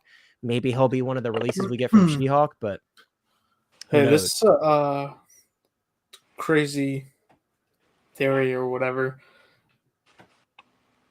Do you think it'd be easier to make that whole like wing looking setup completely sculpted or posable, like you said? Because what if it comes packaged up like the Golden Armor Wonder Woman or something? It doesn't, because I've seen photos of it actually like wrapped around his body, almost like he was deflecting. Because remember, he did that in Multiverse of Madness when Wanda threw a blast at him. He blocked it, and there's a photo with it like kind of wrapped towards his body. So it actually is posable, which is really cool. Yeah. With that being said, though, then I would probably expect delays with this, because like that's pretty freaking detailed. Really detailed. Wanda's looking really good too, man. She looks awesome. Look how evil she's looking in that display. That one I'm picking up. Yeah, it's a shame that this is cardboard down here. They could have at least done plastic with a decal, but it still looks really cool. See something like that, I'm like, dude, Oilers could make that so much better right there. That Multiverse of Madness candle base. Yeah, it doesn't bother me.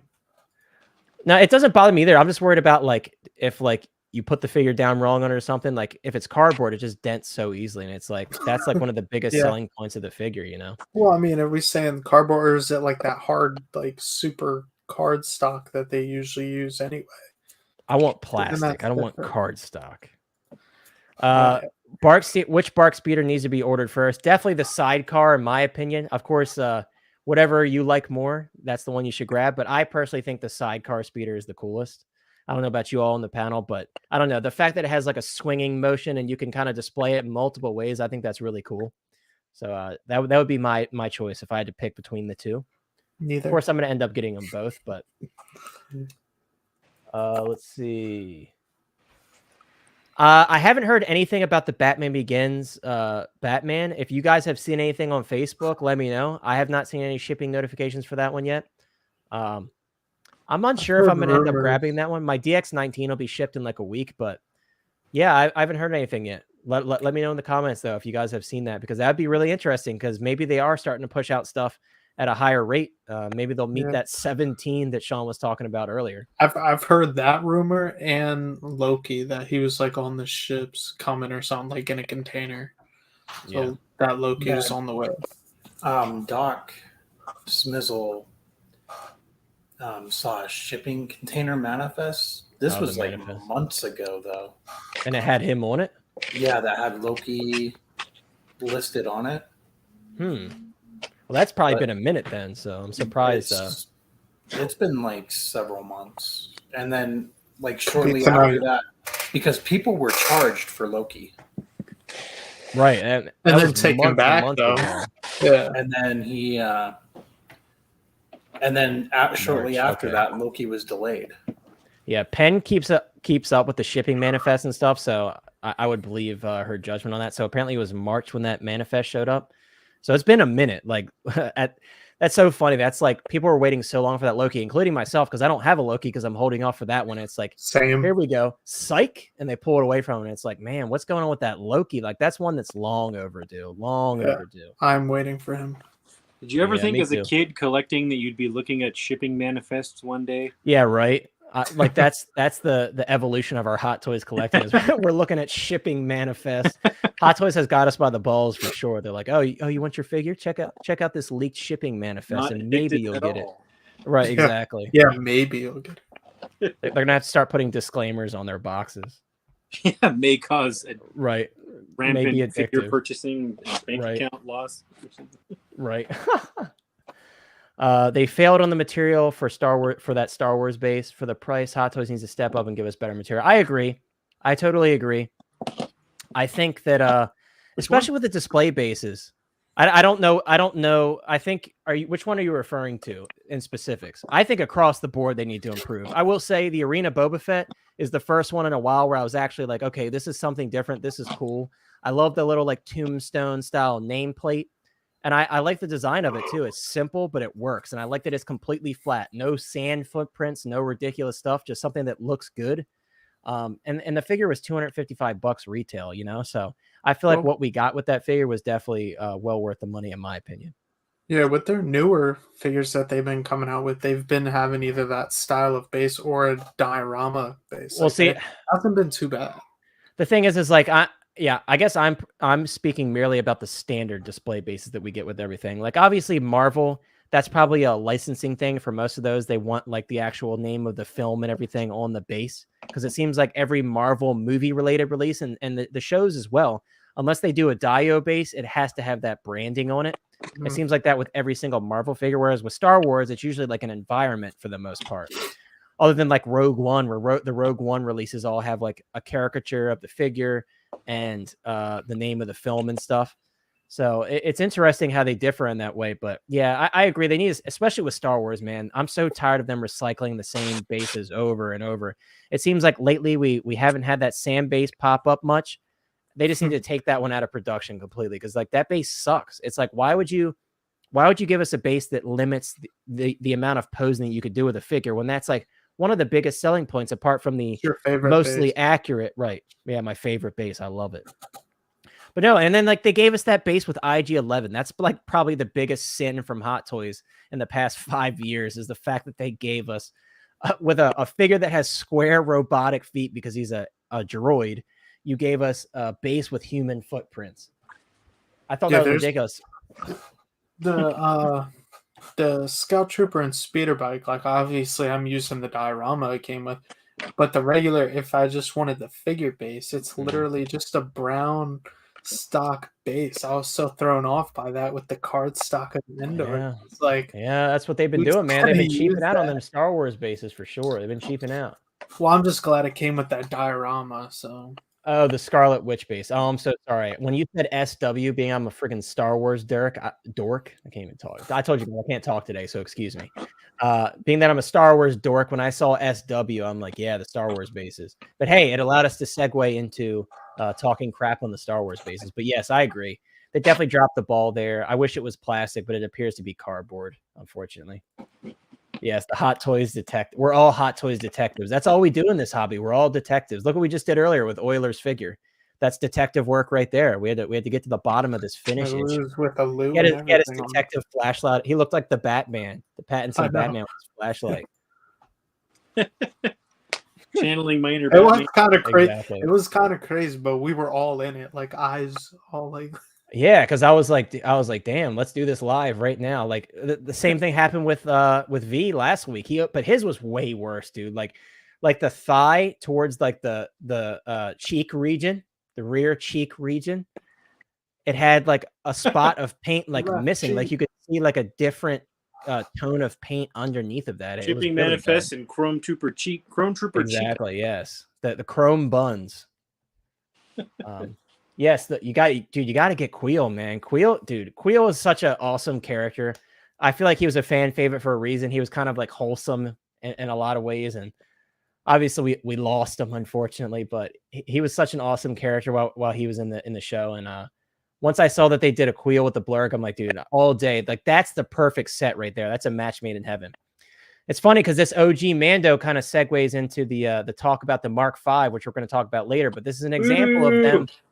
Right. Yeah, this is an example of them taking a figure that was just, and the Mark V's not even sold out, but this one was just recently sold out a few months prior, and they're like, cool, let's reissue it and give it to people with the blurg. So this kind of reminds me of that, but even worse with the Mark V, and we're going to talk about that in a little bit. Don't worry. Seems like everybody's kind of forgotten about these. We'll move on. I was kind of on the fence about getting those. I've changed my mind. I'm not interested in these comic book Iron Men at all.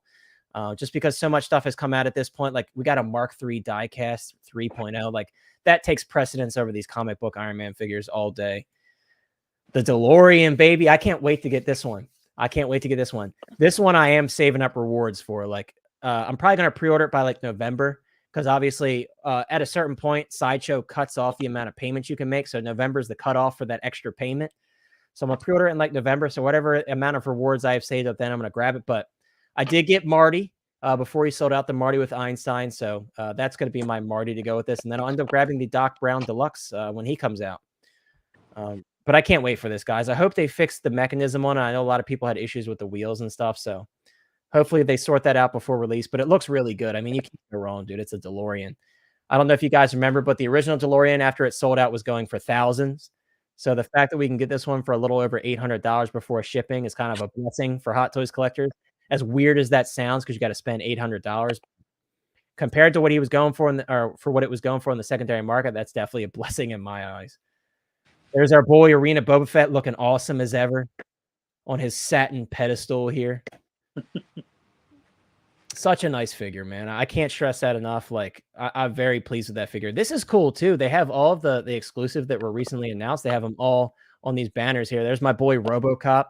Guys, RoboCop is actually selling really well. My prediction with the RoboCop originally, I was like, he's probably going to sell really well because people are pre-ordering to get that special edition accessory.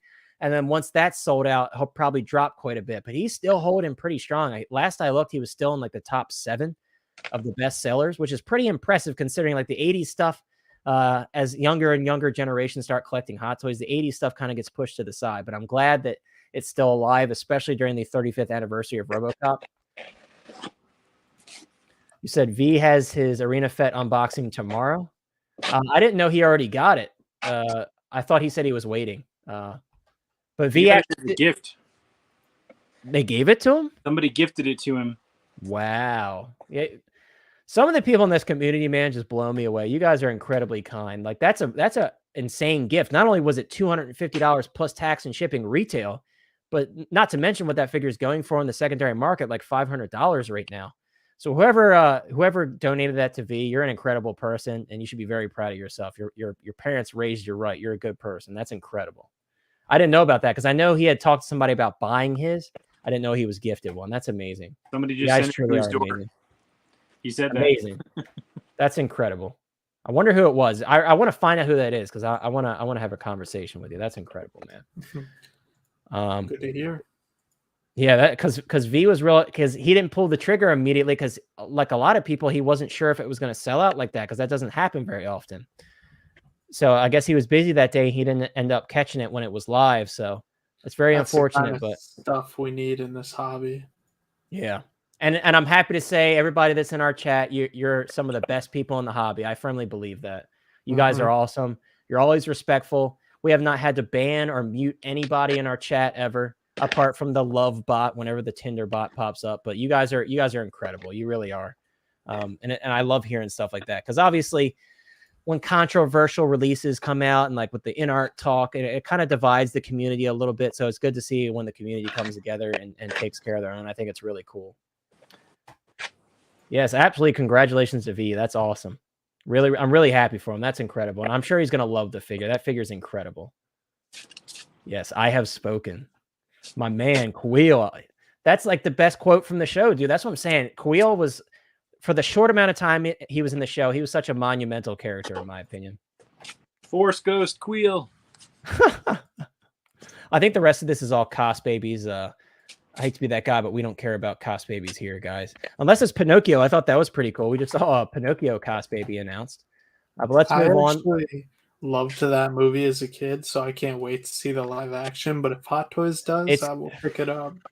I would too, but dude, the new movie that it got dropped today, obviously on Disney Plus because it's Disney Plus Day. It's getting absolutely bombed. The reviews are like really bad, like really, yeah, like 40% tomato meter, 40%. Which I don't ever let that deter me. I'm still gonna watch it, but yeah, that is crazy. 40%. Well, a lot of people also don't like the live action versus their old classic animation. That happened a little bit with The Lion King too. But I just feel bad for Tom Hanks though, because he was like an Elvis, and there was some controversy with that. Now, that is still a great movie to me. But if this one's doing better, then that's like 2 movies back to back that Yeah. I don't know. Yeah. We'll see. We'll see. I'm definitely going to watch it. So, guys, here's a brief look at our Last Chance page. This is who is left standing at the moment, who was previously on the Last Chance page. Anti-Ox Spider-Man. I feel like he's going to sit here for a little bit because that figure, like all the hype that it did have when people first saw it, the display base has come and gone. The Chitauri Commander is finally on his way out. I'm surprised this Iron Man hasn't sold out yet. He's been sitting there ever since this whole Last Chance fiasco first began. Same for the Harley Quinn. Guys, once again, we are giving away one of these Harley Quinn figures on the channel, this exact one, actually. So if you haven't subscribed yet, last I checked, we are about 13 away. So if you want a chance to win, definitely subscribe. Again, I felt like being generous, and because you guys have been so amazing, I am going to give some second and third place prizes out in that giveaway as well. So definitely subscribe if you haven't already, if you want a chance to win. How many likes are we sitting at this stream? 29, guys. Look, I know I said this last stream. I know I said it. I said, let's get to 50 likes and we'll try to get Lane to grow a beard. I talked to him about it and I pleaded with him and he's just not budging. But there's still hope, guys. There's still hope. So every stream that we get to 50 likes, I will continue to bother Lane about growing a beard. I have some supporters. I know Sean is there with me. I know Chris is there with me. We're trying to get Lane to grow a beard. We're trying to give Lane a makeover because he refuses to grow a beard. So guys, if you want Lane to grow a beard, drop those 50 likes and I'll keep bothering Lane. Next time Lane's here on stream, I'll bug him live to grow that beard and we'll get everybody in chat to tell Lane to grow a beard. How did we do on likes on the other stream? We said we were... So I think we got like 55 likes, something like that. So that was my first attempt. That earned the first attempt to get me to bug Lane about the beard. He said no the first time, but we're not giving up, guys. We're not giving up on the beard. So maybe we'll get to 50 likes on this one. Maybe we won't. We'll see. I hope. Insane one. I love your enthusiasm, dude. We will. Exactly. Yeah. See, I was just gonna tell you that too, man. I don't want to be the one. I am not going to be the one to probe Lane. That maybe Sean will do that. I'm not probing Lane. No, thank you. I'm getting nowhere near that. Okay, so what I think is Lane has had enough probing going on regarding the Anakin Skywalker situation, and along with buying and selling things. I'm going to give him a pass on this, Sean. But I would like to see him with a beard. Exactly. It's something new. You got to change it up. I change up my haircut every once in a while. Lane can change up his facial hair, Oh, here we go. This is what we need. We needed Smoke'em in here. Smoke'em said Lane needs a beard. Burner accounts unite. Exactly. Get those burner accounts so we can get Lane that beard, man. I'll keep bugging him. But yeah, guys. So this is what the Last Chance page is looking like. Not much has popped up much since. I know before it was like every day we were checking and new stuff was popping up. It hasn't been that crazy. I know Sideshow is definitely cleaning out their warehouse though, because they did just put up a Mud Trooper on Seconds the other day, and that was pretty hype. I don't know who ended up getting that, but if you're in here, congratulations, because a Mud Trooper for $235 is pretty awesome in my opinion. That's a great figure. I have one myself. I know Sean has quite a few of those. He really loves that design. I think it's a great figure. That figure is awesome. It really is. Guys, a figure that finally bit the dust after all this time. Believe it or not, I know. Finally, the Infinity War Thanos sold out. It took them doing free shipping and a 30% off coupon to sell him. But he finally did sell out. So Infinity War Thanos is gone. However, I did check some websites before the stream, and there are quite a few websites that still have them. If you just search Hot Toys Infinity War Thanos and you're still interested in the figure, you can get them for retail. With that being said, though, if you're not worried about getting him brand new in box, on the secondary market, he's considerably cheaper than the retail price. I've seen him recently for like $230, $250 in that range, sometimes even less. So if you're looking at getting that, I would go the secondary market route personally. Another one, which you've already talked about, but he did come back for a short period of time, is now gone again, is the Hot Toys Marty and Einstein. Again, I did grab this one before he sold out, so I'm super happy for that. I was watching him for a while, kind of waiting to play the coupon game. He did come back for a short period of time the other day, and I will say he is officially gone now, so he's back to the waitlist status. But keep an eye on that. Jump on the waitlist. More may pop up. Who knows? I could see this one coming back more than most of these that have gone away. But keep an eye on it. You never know. Yes. What's up, Sarlacc? How are you doing? Sarlacc Manuts. That's a perfect name, dude. Sarlacc Manuts. I can't even fault you for that. I'll read the whole name out. Sometimes I don't read the whole name out. I'll read your whole name out. Sarlacc Manuts. Another one bites the dust. Yeah, they just they're dropping like flies at this point. What else we got? Oh, guys, guess who got a shipping notification? I got a few actually, but one of them that I got a shipping notification for was Cable. First batch, baby. Let's go. I'm so happy. I don't know how many people are still excited for this figure, being that when it first dropped in Hong Kong, everybody was kind of hit or miss about what the body looked like. But I've watched some reviews, and I got to be honest with you. I'm with the latter, where I think that this figure is perfectly fine. Yes, the body is a bit skinny, but overall, when he has all of his gear on and the poncho and everything, he looks absolutely incredible, dude. Like, I'm a huge fan of this figure. He's going to look awesome next to my Deadpool. So keep an eye out for a review for this guy, because I'll be getting him soon, hopefully. Hopefully it's not one of those things like Sean always points out where they're like preparing to ship and then you wait 2 to 3 weeks to get the figure shipped out to you. Hopefully that's not the case, but you never know. You never know. That happens very often. Thank you, dude. I'm really happy. Not many people would be happy about this figure at this point, but I am. I really do dig this figure. I like Josh Brolin as an actor, so it's really cool. Yeah, it's almost like the Darth Maul controversy, the whole skinny thing or whatever when you take off his. It's very similar, but I feel like Cable's a bit more forgiving, just because he has the poncho and everything to cover up his neck. This is one of those figures you definitely have to display him with everything on to get the complete and best look, in my opinion. But yeah, Cable is shipping. I just wanted to let you guys know. Also, another one that is shipping out now, guys, and this one is also really exciting. I haven't pre-ordered them yet, but I am getting this one. Guys, we're getting the War Machine Mark 1 from Iron Man 2. This is my personal favorite War Machine. I think the first War Machine with this bulky look and the big Gatling gun is just my favorite look. It looks incredible. And I always say this one is like more of like the believable military issued type suit. I think it looks really cool and it fits in really well. With like your military figures. If you guys have any soldiers and stuff in your collection, that would look really cool. Me personally, I don't plan on getting Whiplash, so I'm hoping we get a Mark 6 with a base to match this one with that like ground base where they fought Whiplash Mark 2. But who's grabbing this War Machine? Me personally, this is my favorite War Machine. Sean, I know this isn't your personal favorite, but are you grabbing this Iron Man 2 War Machine? Sounds good, Sean. Thanks, man. Thanks for that input, dude. Really cool, dude. I'm glad you're picking it up. He said everything you needed to hear. Right. So I guess that's a no, guys. I guess Sean is not getting this War Machine. Chris, I probably already know your answer. You're probably not picking this one up, are you? Yeah, just pass me. Yeah, just pass. Oilers, do you collect anything other than Star Wars? Like, do you collect Marvel or anything like that? Yeah, I sold 17 Marvel Hot Toys last March.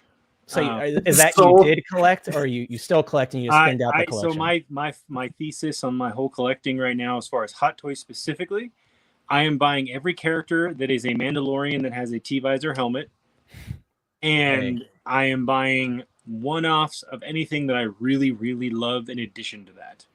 So that is what I'm doing for my basically to keep myself from buying too much.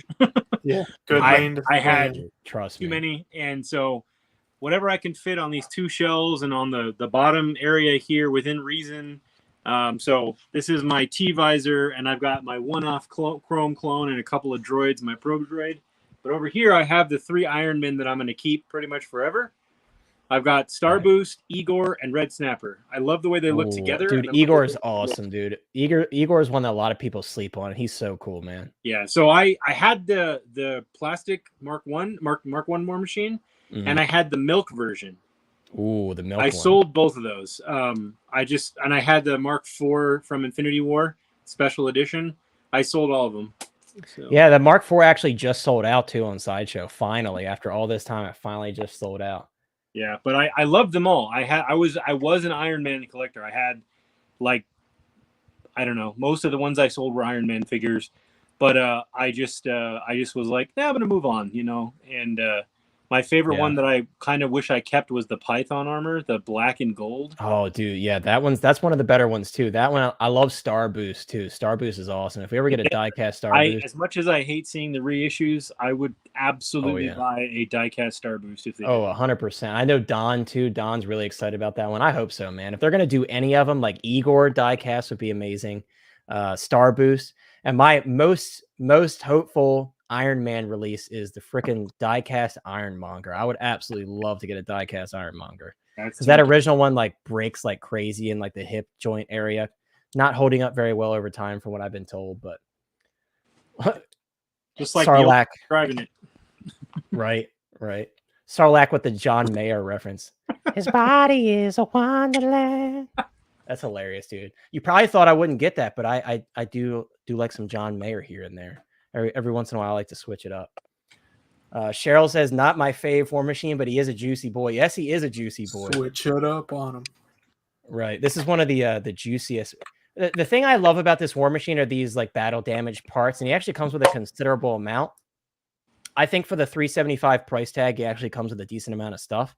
But he has a ton of like these battle damage parts here. He's got like a whole swap out set. You can kind of see a close up here of all the parts installed on the figure. It looks amazing. Like, this is my definitive War Machine. I don't need multiple War Machines personally. So this, unless he comes out with this crazy suit or something in Armor Wars, who knows? But that was a giant piece of something that he just walked by the camera with. What was that? Like a clock or something? Watchtower? But yeah, guys, War Machine, I'm really hyped for this one. This will be my definitive War Machine. But yeah, people got shipping notices. Mine obviously is not going to be coming anytime soon because I haven't pre-ordered them. But with that being said, I'm very happy for all of you that are getting shipping notifications. I don't know if Lane did. I know Lane was really excited for that figure. Oh, there it is again. Okay, I gotta ask what it is. It's the other side of it. Really? This will be on display at New York Comic Con. So I'm not supposed to say. Okay, I can show sneak previews, but I'm not technically supposed to say. I was told after I already told a bunch of people. Are you allowed to say where it's going to be displayed, or is that a secret as well? It will be displayed in one of the booths from one of the toy companies. There you go. So, guys, look out for the toy companies. It's kind of a needle in a haystack. But now that you've briefly seen this, you know what to look for. And how was it with that? Part of it away and bring another one. So, there you go. So if you're watching this on the rewind, you could just rewind the video and watch it again. Or actually, you could do that live too. You could see two pieces of it. Now, is that something you reached out to them, or they reached out to you for a commission? They reached out to me. So I made something for somebody who worked for this company as a personal gift.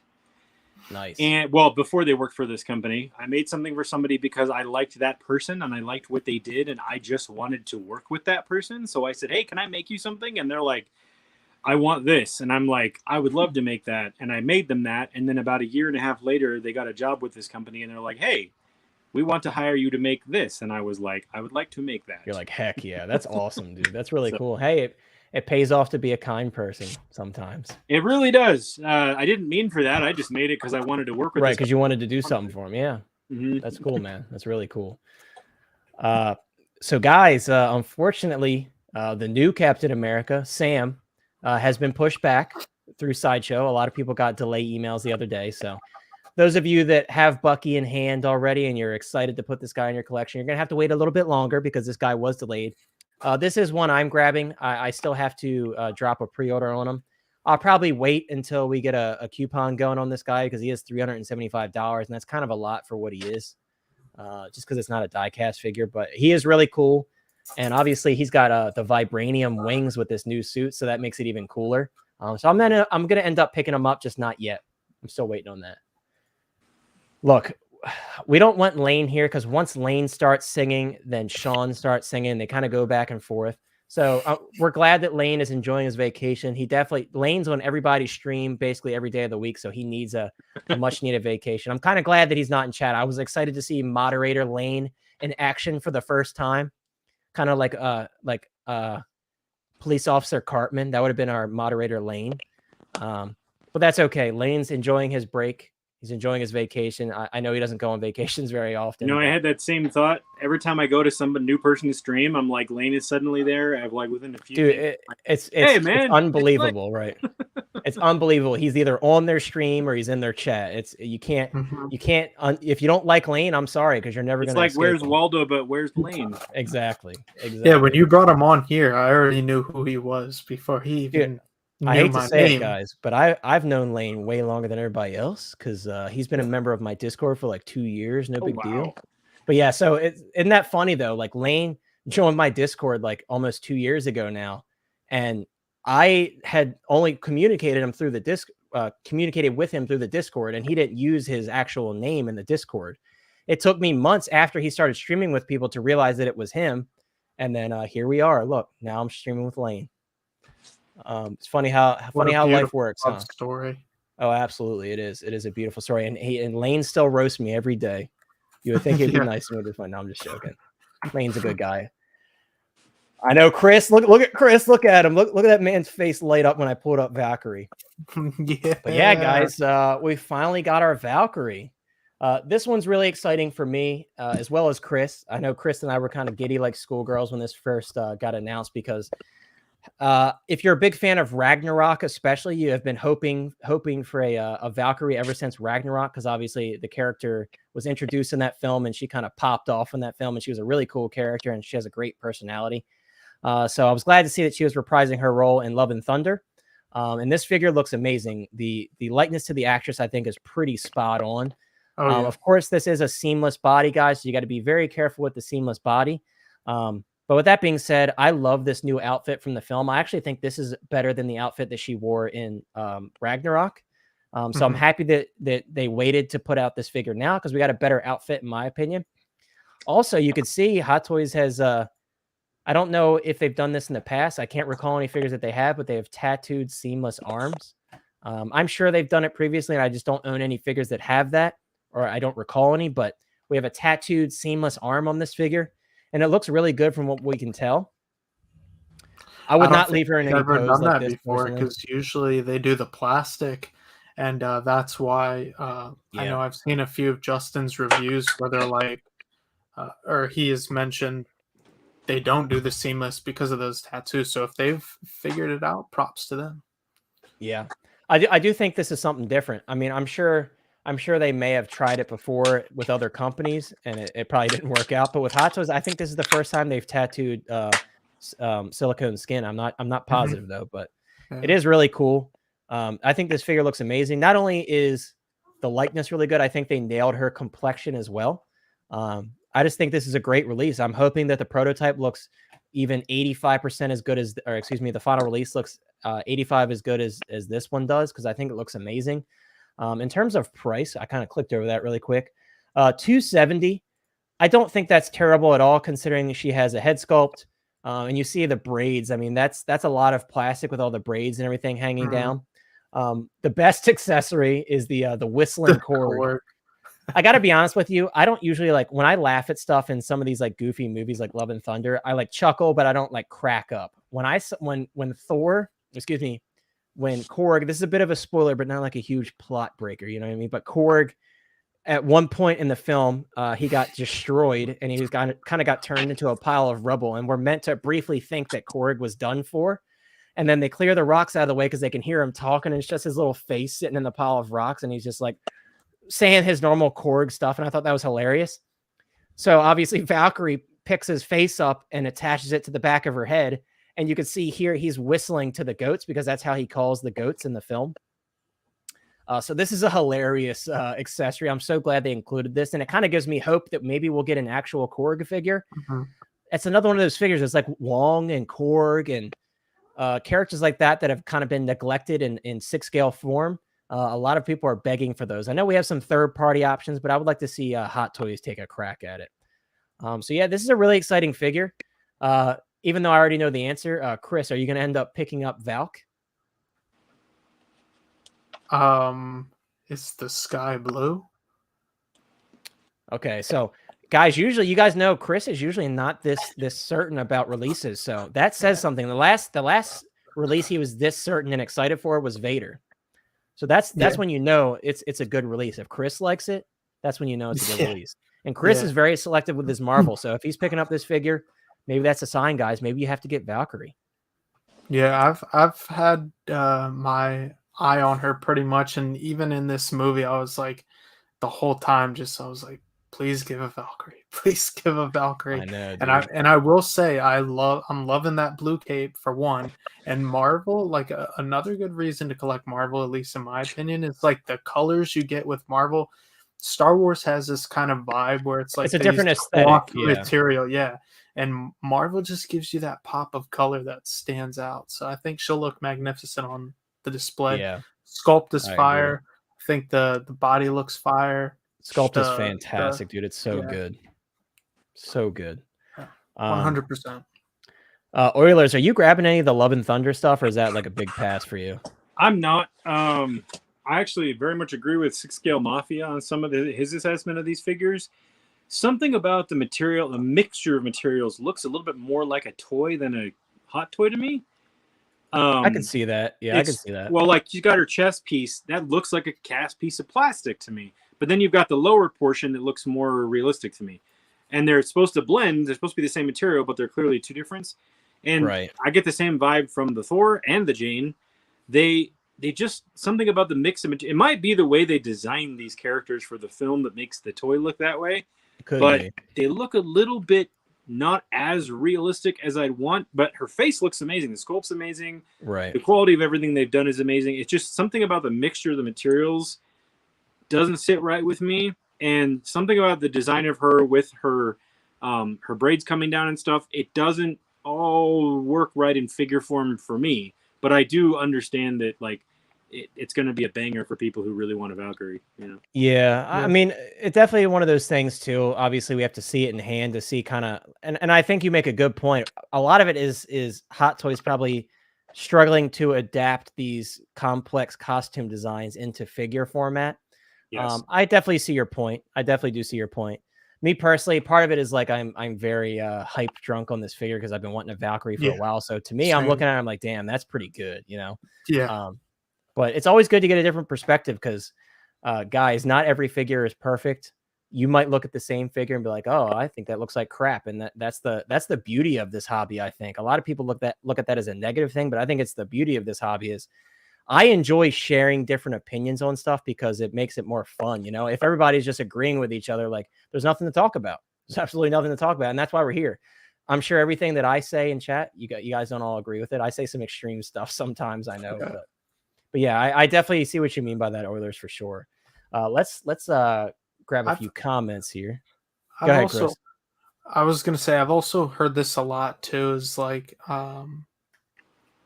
some people wouldn't collect because of based how it looks, but if you're collecting based on the film, it goes hand in hand. It could be a bad film, but the figure still looks really good. Oh, yeah. So you pick it up, or vice versa. Like the figure's bad, but you love that character, so you would still kind of pick it up anyway. I feel like that could how I feel about her because she's super. Yeah, Riva. Yeah, a lot of people are gonna be grabbing that Riva. I'm telling you, man. I'm tempted to buy it because it looks beautiful, but I'm not crazy about the character. Exactly, it's such a nice figure. That sculpt is like perfect. Like they did such a good job on that sculpt. And it happens a lot. I mean, perfect example too, the Keanu Reeves Matrix figure from the 4th film. That film was trash, like utter trash. But a lot of people are going to grab that because it's Keanu Reeves and it's a Matrix figure, including myself. I have a little small like Keanu Reeves shrine going on in my display right now. So I'm like, I'm going to add another one to the collection, and it's reasonably priced at $250 because it doesn't come with that much. So I'm going to have to grab it. Yeah, I do think it's a pretty reasonable price. I think it seems like Hot Toys has been more fair for the most part. Not as much with the die-cast stuff, but with the normal releases. Like, look at the Inquisitors. Those were $260 for the Inquisitors. And I think considering they have USB power, a head sculpt, multiple of the same lightsaber, like I think it was very worth it for that price. But yeah, $270 is very fair. Monica said, "How dare you?" Yeah, how dare Lane go on vacation? Yeah, like I said, Lane, I think he has a much needed vacation. I know Monica won't agree, but that's okay. After they release and sell out, folks looking for a reasonable price, dude. It happens every time. I mean, it's happening right now with the Arena Boba Fett. A lot of people that didn't initially jump on it, that weren't sure if they wanted it or not, now they're making posts asking. But here's the thing: like because they see every- dollar signs. Exactly. Every time this happens, guys, we try to warn you, and we did warn everybody about the arena Boba Fett. I don't want to get too much into that, but moral of the story is we'll try to hint at things if we being the panel think that this is possibly a figure that might sell out quickly. We'll let you know, and then you kind of make your own decision then, you know. Unfortunately, for some people, they weren't able to make that decision because they weren't too certain.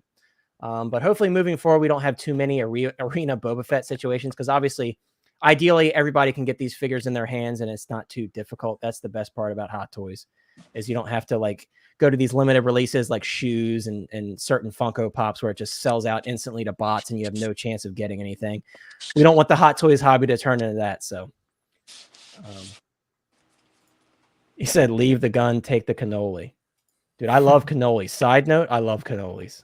It's a delicacy. If you get a good cannoli, that's an absolute delicacy. Oh, Yeah, real Italian cannoli, not no giant brand cannoli. Bro, if I catch anybody eating a giant brand cannoli, I'm gonna be very concerned about your well-being because you really stoop to a low level. Because here's the thing: if you're buying a cannoli from a grocery store, you know it's been sitting out, the shell is soggy, and at that point, it's compromised. You can't have a soggy cannoli shell. You just can't. But yeah, Valkyrie, guys. Next, we're gonna move on to the other and this is, hey guys, I saved the controversial one for later. They want to get everybody too heated right off the bat. Oh, look, there's our boy Pinocchio. There he is. I gotta watch. Like I said, I'm gonna watch the movie, but I don't know. Everybody's saying bad things about it. But here it is, guys. The moment you've all been waiting for. Right. Everybody air out your frustrations. I will say, guys, I'm usually, you guys know, you all know, I'm usually the one that tries to give everybody the benefit of the doubt. And I try to be as fair as possible. But I can't be fair about this one, to be honest with you, because the normal Mark V is already a reissue.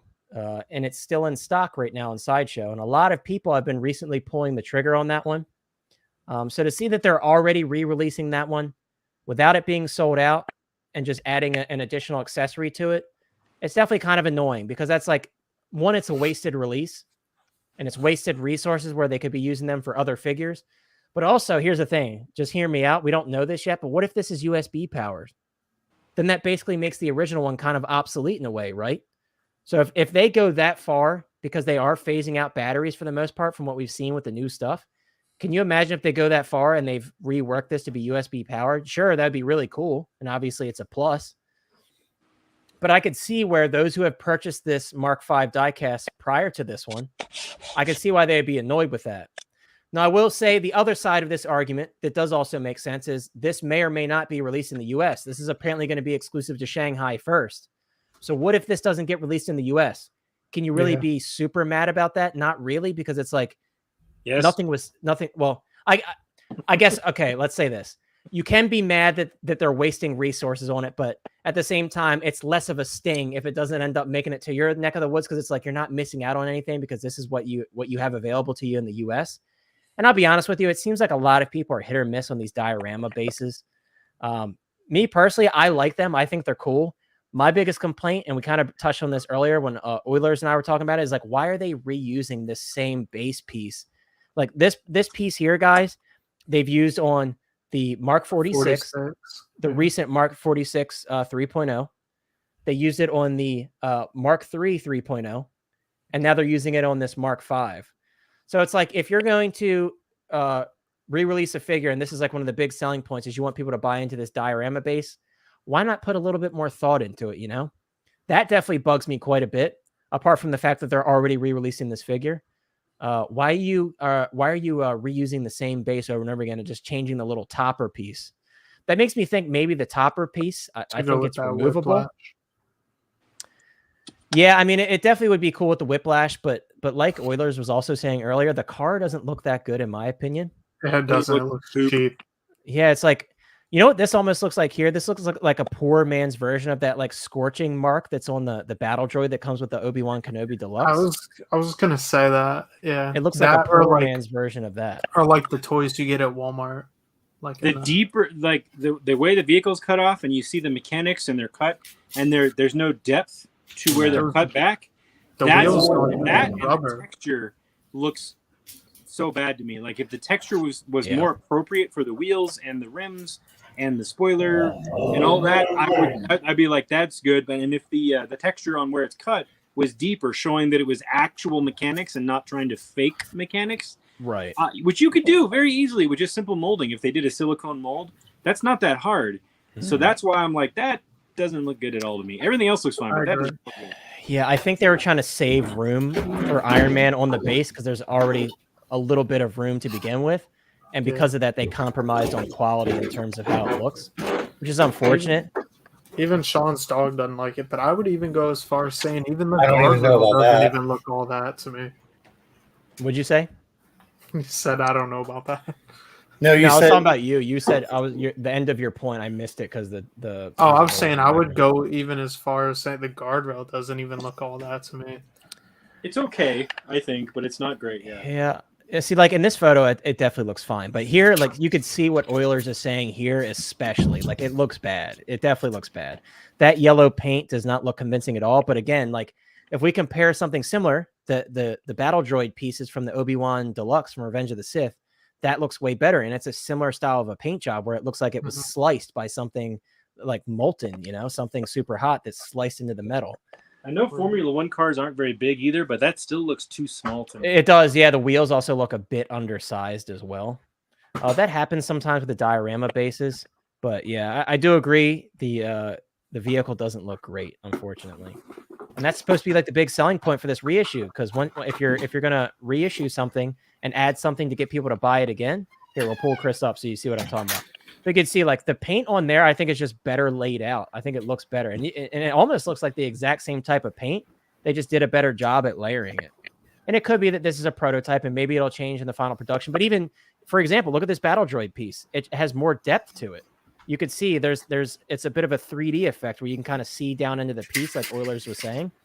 And you just don't have that here with this vehicle. It's just basically completely flat. well, another thing too with it. This is scheduled to be released October of this year through March. Right. There's not going to be any time to change anything up. So then it's basically the same thing with a lackluster base. And Sean, I kind of want to hear more of your thoughts on this because you just got Mark V about a month and a half ago. Yeah. I mean, I'm actually fine with this. I like the diorama base is okay. It's not great. It's just proof that Iron Man 2 is Howard Chan's favorite Iron Man movie. Yeah. So far, yeah. I mean, with the Iron Man itself, is this like a complete reissue or because it looks different to me? I'm wondering if it's USB powered. That's what I was saying. Like, if they end up doing that, it kind of makes the previous version like obsolete in a way. Because if you look at the Mark V, like if you could put pictures side by side, the silver stands out a lot more than it does on the current version. Okay, so here's the Mark V that's still currently up for sale. And this is only for 360. Right. And do we have Hong Kong pricing yet on the new one? I don't. Okay. I've actually looked for it Shanghai earlier and I couldn't release? find it. Yes, it's actually going to be at least as of right now, as far as we know, it's going to be exclusive to Shanghai to start. How far apart are Shanghai and Hong Kong? Oh, that's a good question. I don't know. I just thought of something I don't think anybody's thought of, and it may not be valid at all, but how far apart Shanghai and Hong Kong may play a part in answering that thing I just thought of. So from what I've heard, they're pretty far away. Monica's saying it's not meant for Hong Kong. Let's see. It's limited to Shanghai. Nothing for folks to worry about. Why What? tease? He said 4 hours away. It's only 4 hours? Oh, never mind then. Okay, that's not that far away. That's My thought was if it's like across China, because I don't know the geography of China, if Hong Kong and Shanghai are very far away and they're opening a store in Shanghai, the way that all the collectors in China do it is they get their pre-order or their ticket or whatever, they go trade it and they get it. And stores to have it is going to be limited quantities in other stores. So maybe there's in their mind, there's a whole nother market that hasn't been tapped into in their home country. And so they're like, there's a bunch of collectors in Shanghai that would probably buy this, and we can make this very easily. So let's make it for Shanghai. While over in America and Canada, everyone's going, "What the heck?" But Hot Toys is like, "We don't. This isn't for you. Who cares?" You know. So that was I was wondering if maybe everybody's making us think about it for no reason. It very well could be, and it seems like Monica kind of has that thought too. Is like it's just going to be in a Shanghai exclusive, but we probably won't see it in the U.S., which I would be perfectly fine with. Honestly, I'm not fine with those other three, like the Mark 46 and the Chrome Stormtrooper. I would like to see them in the U.S., and I still have faith, but yeah, I'm not sure. Yeah, I would be kind of curious though, what Marvel would say about Captain America not being available in America. Yeah, I think D23 is gonna possibly give us some closure on those Shanghai releases in terms of what we're gonna be seeing in the US. I think it's very possible that we will see those figures pop up at D23 this weekend. Fingers crossed. Like I said, guys, my thought with those is like I'm not spending secondary market prices on them. If we can get them in the US for retail, I will absolutely pick all three of them up. If we can't, I'm not gonna sweat it. I'm not spending $500 on another Captain America that's basically the same, just with a different pattern and color to the endgame one. The main endgame suit, I should say. Bantha Boy says, Howard to collectors. I'm sorry for dropping Chrome Mando so soon after Beskar Mando. It will never happen again. Fast forward to it. Yeah, dude. I always say this, and like no figure is safe. A lot of people are like, well, they're not going to release this because they already have one for pre-order. And that's just never the case. Look how many Boba Fetts are up on Sideshow right now. Perfect example. Look how many Boba Fetts. And look how many Iron Man. Look how many Lukes. Like, it doesn't matter because they know at the end of the day, Hot Toys collectors like variations of figures of the same character. So they're going to buy them regardless. If they're that type of collector, which I am, I buy all the phases of specific characters that I like. No. They know that we're going to do that. So they're going to continue to do it because it's making them money. And in a lot of cases, they can reuse parts, you know? So why not put out, like, Stormtrooper is a perfect example. Look what they're doing now with the Death Trooper, the Stormtrooper. They're just repainting the same mold, and they're making more and more money out of it. And they don't have to spend that R&D doing it all over again with a new design, you know? So. And Howard has a sense of humor. Right. Yeah, he likes seeing what we're all willing to spend our money on. The Chrome clone was the ultimate test. He's like, let's see if they put up with the bubbles in the paint. Let's see what they think of that. They did it with the Venom as well. Remember? Yeah. Yeah. Right after too. He was you know what? I went on Sideshow's site and the Mark V is still there. Let's do another one. Right.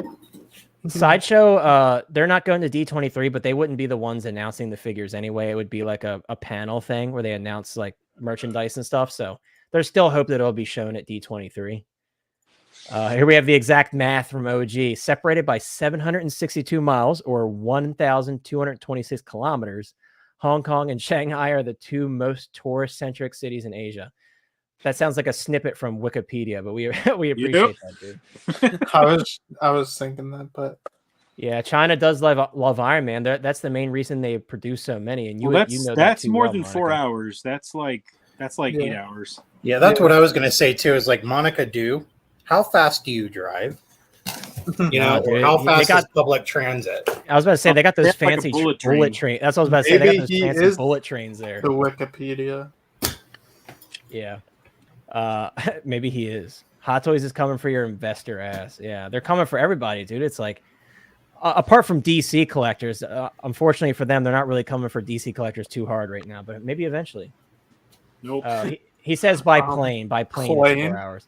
Okay, Monica, I'll say in the US, typically when we say how far something is, we talk about driving there. That's usually 4 how we hours do by it. plane is like me flying to DC. That is a long way. That's like a 2-day drive. Yeah. So okay, I think I might be right then. I think there's a whole market. Maybe 45-minute drive from me.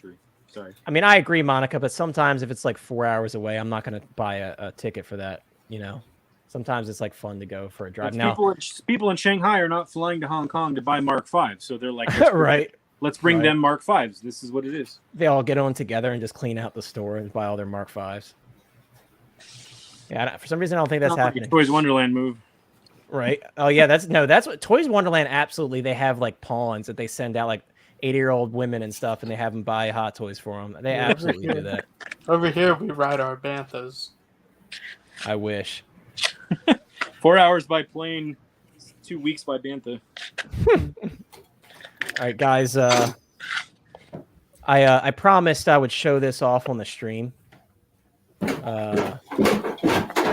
Hopefully Sean's here for this. So, guys, Sean did put up his Arena Boba Fett review, but graciously enough, Sean gave us a little public service announcement with the Arena Boba Fett. I kind of want to turn the volume on for this. And sit back and enjoy. Oh yeah. So, Yo, why are you trolling him? That my first unboxing. Oh, Oilers, you miss it. Watch this. Watch this. What? Oh, sorry. Why are you? This will make you cringe. Hold on. So, no. Oh, hold on. Oh, here we go. Watch this. This is Sean's review. Watch. Dang, putting Sean on blast. So, it makes me cringe. And then what does he say? So, what did we learn today? That my first unboxing. I love my figure to drop. And it is not good at balancing. So what we see here is Sean blaming the figure for his mistake. Guys, mine, I don't know if you saw my review yet, but it was spinning on a turntable and it was standing up just fine. So I think that's user error. So guys, now you know if Sean ever puts his Arena Boba Fett up for sale, don't buy it from him because more than likely it's chipped somewhere. Extra battle damage. Right, or exactly. If you want a custom figure with some extra battle damage, it's custom faded. You know, actually, nothing happened to it. I will say, I will say, when I was filming my Boba Fett video, I knocked all 4 of my Boba Fetts over. So that's kind of what I wanted to show this off because I thought it was funny. Because in my video, I have a shot where all of my Boba Fetts are spinning on the turntable, and it was completely fine. And then the moment I took one of them off to put them back in the case, they all just went bam. But luckily it was in my light box, and obviously that's like a soft plastic lining the bottom, so it didn't hit anything that would cause damage to it because it was a softer material than what the paint is. But I thought that was funny. So yeah, guys, be careful. Moral of the story. And also, Sean looks like he's filming with one hand. Sean, you need to get a tripod, dude. That's what you need to do. You need to get a tripod. Yeah, it's crazy what happens behind the scenes. Yeah, I do stupid stuff all the time in my videos. I'm just glad that Sean doesn't do edits because then we get to see it. Like if Lane ever had a YouTube channel, he'd do the same thing. He wouldn't edit at all. He would just give it to you raw. You know, I don't want to edit. Said. And the reason why I don't want to edit is because I want every reaction to come out. So every time I'm doing something. We'll go with that. No, I'm being serious. I really am. Because there's times where it's just like, I'm not going to name the specific YouTuber, but you know, everything's great with it. You know, everything's perfect. Everything's fantastic. And it's just like, you know, and at that time, it's like, your thing's broken. Yeah. You know, or then you find out later, yeah, this was broken. And I was so angry, but I contacted such and such individual, and they're going to send me another one. Yeah. Hey, we appreciate you keeping that in, Sean, because I got a good laugh out of that. I was just casually, I'm like, oh, I finished my Arena Boba Fett review. Let's hear Sean's thoughts on it. And as I was watching it, I had 2 laughs today. The first laugh was Chris's video. If you guys haven't watched Chris's review of the Return of the Jedi Scalp Bike, there's a little surprise at the end that might make you chuckle a little bit. And then watch Sean's full review. It. I mean, is it what happens in Endor doesn't stay in Endor? Basically. Oilers is in the car now, dude. It's so weird seeing because you're obviously in a different time zone than me. Because for me, it's 9:30 at night. For real, it's completely dark out. Sean, if you clip that Boba Fett falling into like a 16-second short and put it in your feed, you'll get like 8,000 views. I guarantee it. I already clipped it for him. I did half the work for him. He just has to upload it. Dude, it's hilarious. The fact that the best part about it is his like explanation as to why it fell over. He's like, yeah, as you guys can see, the balance on this figure is just terrible. I love it. Oh, what's up, my boy, Boston? How you doing, bro? Boston is a longtime friend of mine. Also another YouTuber, guys. Check out his channel if you haven't already. Apparently, he's still editing his video. I edited mine today. I kind of rushed through my Arena Boba video because I wanted to get it up for you guys because I know I told everybody I would have it out early this week. I'm going to be changing up my review soon. I've been getting feedback from community members here and there. So now I have a kind of a general idea of what I want to do and moving forward with my reviews. I'm very happy with how the video turned out. It's more so like I just want to up my production quality in some ways. But again, go check out the review. I kind of think I went over everything with that figure. And if you want to hear my thoughts in depth on it, definitely check it out. Let's see. Let me look at some of the comments. Dudes, I gotta go. All right, Oilers, thank you so much for being here, dude. It was trying to drive away from the stream, but I can't get away from it. Yeah, get out of here, dude. We'll see you later, man. I appreciate you coming out, and thank you for sharing your insights on everything. It was nice meeting you. Nice meeting you. Take care, dude. Wow, dude. Really, Boston? You're going to tell him nice video, but then I just talk about my arena Boba Fett and you just brush over it? I probably blew his TV out at the end. It's not all about you, the hot. It's never about me, dude. Every time Boston messages me now, it's just him telling me what I do wrong in my videos. No, I'm just joking. No, you know what Boston told me? He did give me a pointer, and I never realized I was doing it until I actually watched my stuff back. I wasn't, when I was doing my, like, because obviously live streams is different because I'm looking at my display trying to show everything off.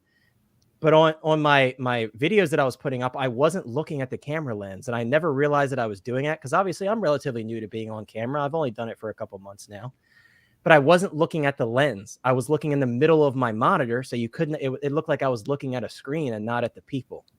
And I have definitely, Boston, I will say, if you're still here, I have definitely fixed that. So you can't say anything about that anymore. I've definitely fixed that.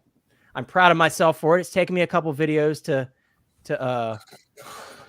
get it down, but I've definitely done that now. If you watch my most recent videos, do you feel like you're being looked at directly in the eyes? Because I think you are. I've rewatched the videos and I think I did a good job on it. Dude, I know there's like, let me just say something real quick. I know there's people who like the content creators who make like the cinematic stuff. I'm gonna say this straight on this stream. There's nobody that films like Boston does, like how he just sweeps up on the figure and like he'll clip things on the belt. It's just so smooth, dude. I'm kind of fanboying over here, but I'm jealous of some of the content he puts out. Well, you know, Boston's just another guy to me because we've known each other for a while. He's been a member of my Discord ever since the beginning, so he's a friend. I'm really proud of where he's come as a content creator. I feel like he's waiting until I up my production quality and then I'll be on his level so he can come on the stream. Because, dude, I remember before I started streaming and I told Boston, like, dude, I want to start streaming. I was like, dude, we got to do it. And then look at it. Look where his channel is now. He's blown up and he's forgotten about little old dirty dishes from the Star Wars Memorabilia and Lord Discord. That's what it is, though. When these guys get famous, man, that's how they treat you. But dirty dishes, I'm still that same person. But now I'm Hot Toys Hotline. And I'll always be here for you guys and I won't forget you. All you guys here in chat from the beginning, I won't forget you. I was gonna say you and I we're on the come up together. All right. Yeah, I'm not leaving you behind. Yeah, we're constantly fighting for it. I love that. It's like every other day we're trading subscribers. One day you're higher than me, next day I'm higher than you. And it's like I love that because we kind of started together, you know. And it's because of everybody here. Yeah, I'm not leaving you behind. Better not, dude. Because if you make one more wrestling video, you're just gonna leave me in the dust. Stop making wrestling videos, dude. Just stick to Hot Toys. I actually have another belt I gotta do. Oh no, we're not putting up that video. Just no. Boston says, "All love, man. All love. Just looking out because we were all trying to do our thing." I know, bro. I'm just joking with you. I took zero offense to it. I actually appreciate the feedback. Someone else reached out to me today with some feedback on my most recent review, and I think I'm gonna make that change. So I've been. If you guys have watched my reviews, you know I've been using a white backdrop, and I've been kind of not happy with how the white backdrop interacts with the lighting. So I think I'm going to change my backdrop color in the videos, and I think that's going to make a huge difference. I've been wanting to do black, but I don't want the stuff that has black portions to blend in with the black background. And I noticed, Chris, you recently, too, made that change. So you probably noticed the same thing where the lighting kind of acts weird with a white background. Either that or you just didn't like the color. I don't know if you went that deep into it. But for me, basically someone reached out to me and they're like, hey, I think if you switch the color of your backdrop in your videos, it would make a huge difference. So I'm going to try that next review. I have 3 figures shipping next week, guys. I have the 3011, the cable, if he does actually ship. Actually, I should 4 figures. I lied. I have 3011 Hot Toys cable, the luxury edition Ash Williams, and the DX19 Batman. So a lot of stuff to review. If you guys like the reviews, I think I'll continue doing them. I have some other videos planned that are outside of the review realm. But I just wanted to get a few reviews out of the way because I'm so excited about some of these figures. I just want to talk about it, you know? Yeah. So I'll definitely probably drop some more reviews in the coming weeks. But I will say, all credit to those who do reviews consistently because it's a lot of work. It really is. You don't realize how much goes into it until you actually start doing it yourself. I've grown to enjoy it, but when I filmed my very first one, I didn't really know what I was doing as much. It's a lot, man. It's a lot. Yeah. And then the editing process alone takes hours. So definitely a lot of respect for those content creators out there because it's a lot of work. Mm-hmm. Now, I will say, as far as the background, so I do like filming on a black background. That's how some of my videos are until I got the light box. And then it was recommended to me that I switch to the white one. So I still kind of balancing with that. And that's for majority of stuff. But I found that having a white figure or something white, you kind of can't put the white on the white. So that's why for the Scout, I used the black backdrop, which I think looks better. But in my next review coming out, it's a Vader helmet for the Black Series. And you kind of wouldn't be able to see it if it was another black background. So that one's white. See, that's my realm of thinking, but I'm like, I have 2 other colors too. I might experiment, but who knows?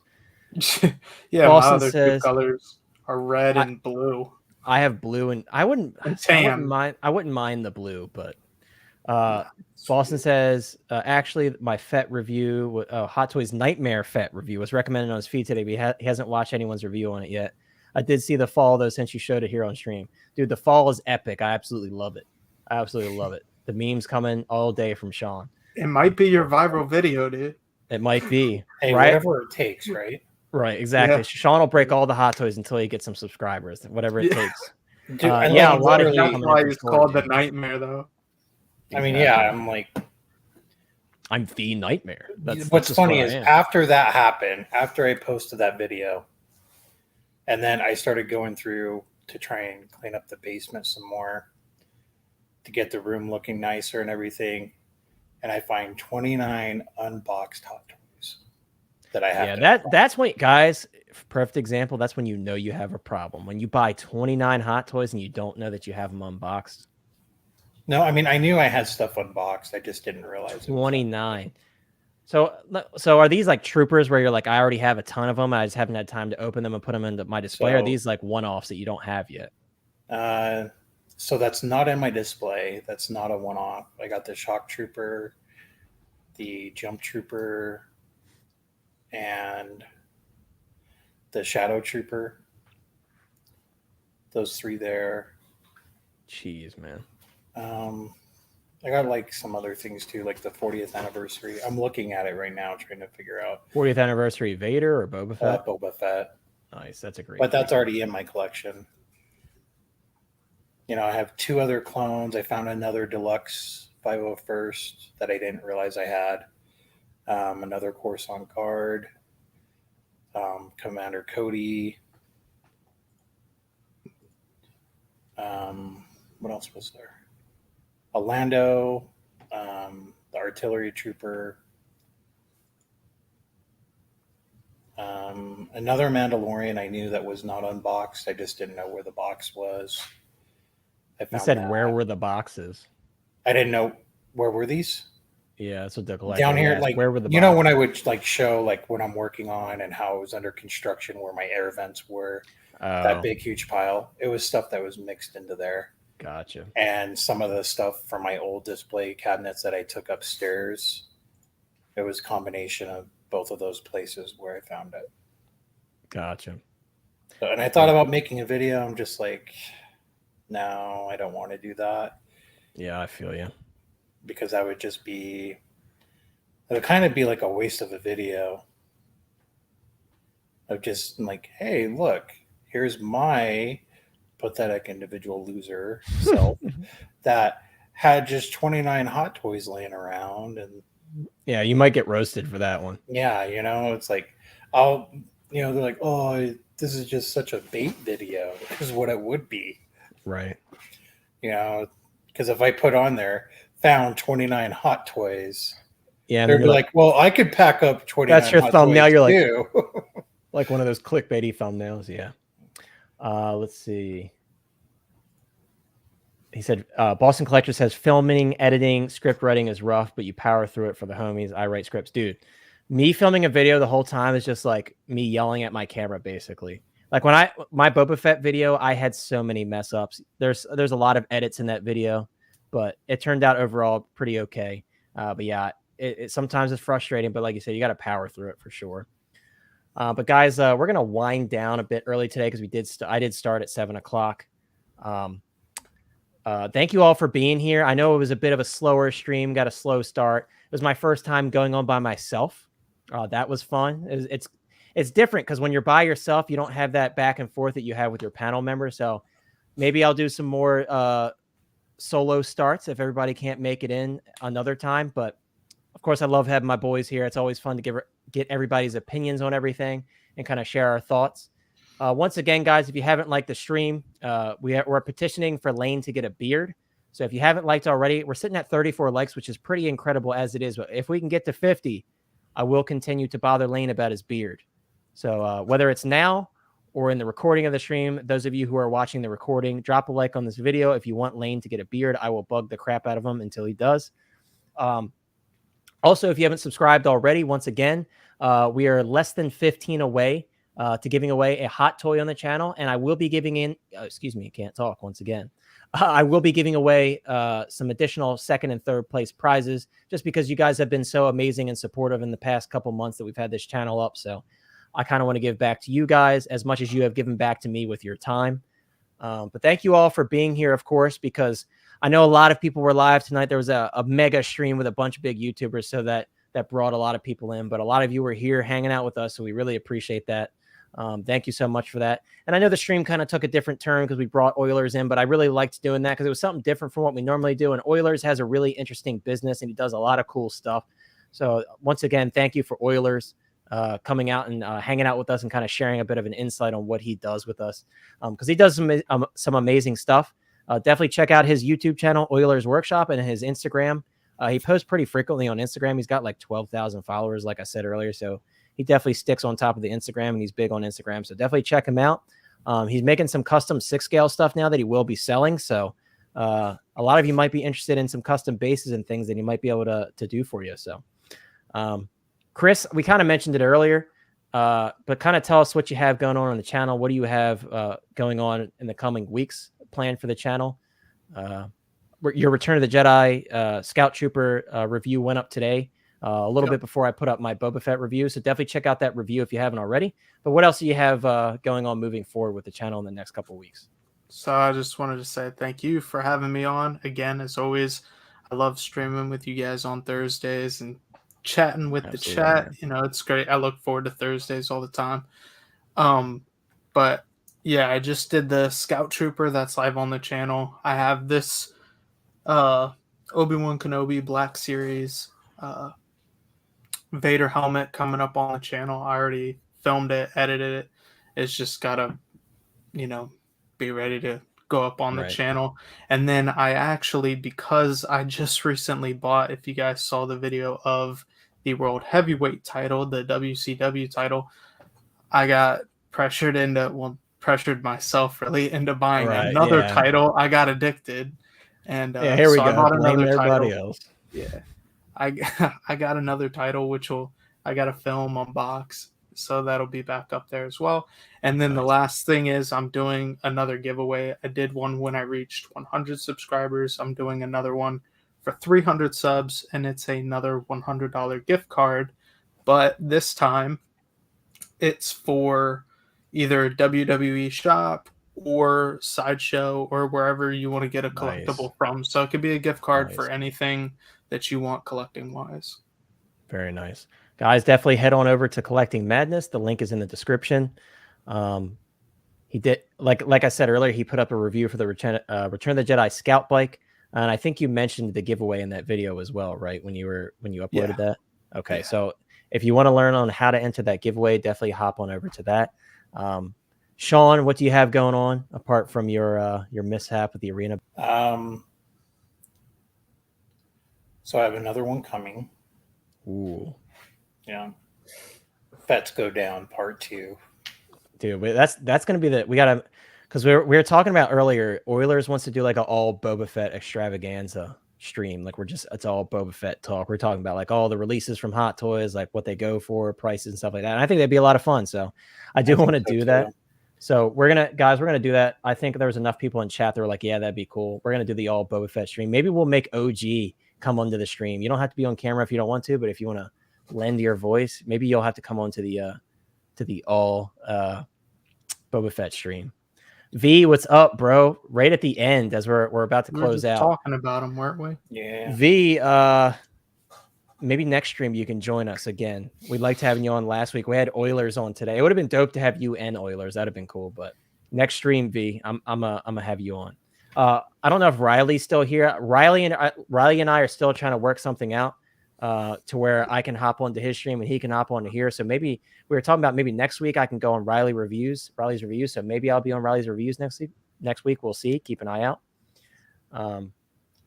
Yeah, so I will probably be doing a video.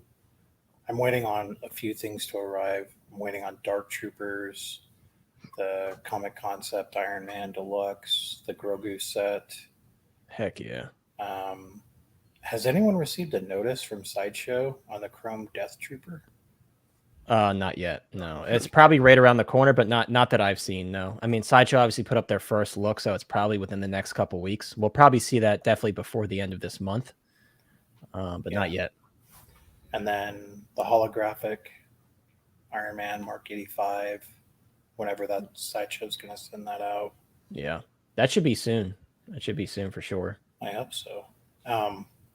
And then when we got all those stock warnings for like Infinity War, Thanos was going low, and they gave the 30% off. I ordered that with a payment plan. And then when all of a sudden the exclusive War Machine Mark IV from Infinity War came back up, I ordered that too, but I set it up for a payment plan. Nice. So you got a lot of stuff coming in like I do. Like I said, I have 4 figures shipping this month, so it's a lot of content and a lot of stuff to talk about for sure. I mean, that's just stuff that I have released. There's other things that I have ordered that just are not released yet. Gotcha. Yeah, OG, we'll have to have you on, dude. That'll be fun. You're my Boba Fett buddy. That's what I like to call it.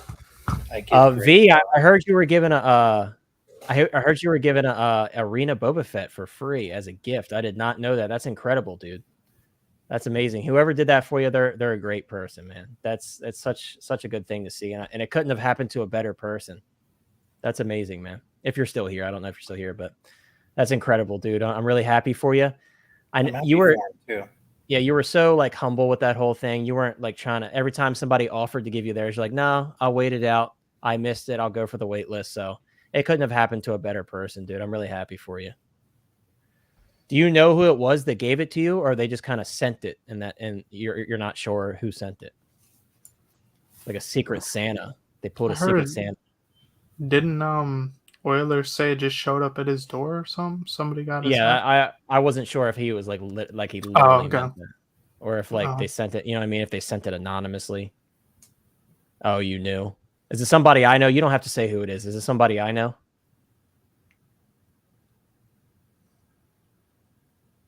Yeah, that's okay. Is it somebody? Can you just confirm if it's somebody I know or not? That's all you got to say. I know a lot of people, so it's not narrowing it down to anything. Why are you pushing this? Because it's awesome. Because that's a good deed. Right. Someone gave him a free $500 figure as a generous gift. Absolutely. He'll tell the story on next stream. There we go. Okay. There we go. B's coming next week, and he's going to tell the story about the Arena Boba Fett. I'm cool. He said kind of. Okay. He just said kind of. That's well, good he probably won't reveal. He'll tell the story of how it happened, but maybe he won't say. That's good enough. I'll tell you the story the way I want to tell you. Okay. Right. All right, everybody. That about wraps it up. Once again, if you haven't like the stream, subscribe if you haven't already. Also, once again, check out Chris from Collecting Madness and Sean from Hot Toys Nightmare. Their channels are both in the description. Also, while he's here, head over to Cult of V. V just got his channel going up not long ago. I plan on eventually making it over to one of his streams and to support him because his channel is really cool. He talks about different films and gives his opinion on like Better Call Saul, for example. He did streams as those episodes were coming out. So if you like movies and you like movie talk, sometimes mixed with some 6 scale talk, I'm sure. Head on over to CultV and check them out. As we're heading out, Eric, how you doing? I hope you're doing well. I hope you have a great night. Payton, have a great night, dude. Thank you for hanging out this whole stream with us. You're awesome as always. Insane One, OG, everybody, Penn, everybody that was here for the whole stream. Thank you so much for being here. Boston Collectors, thank you so much for stopping in towards the end.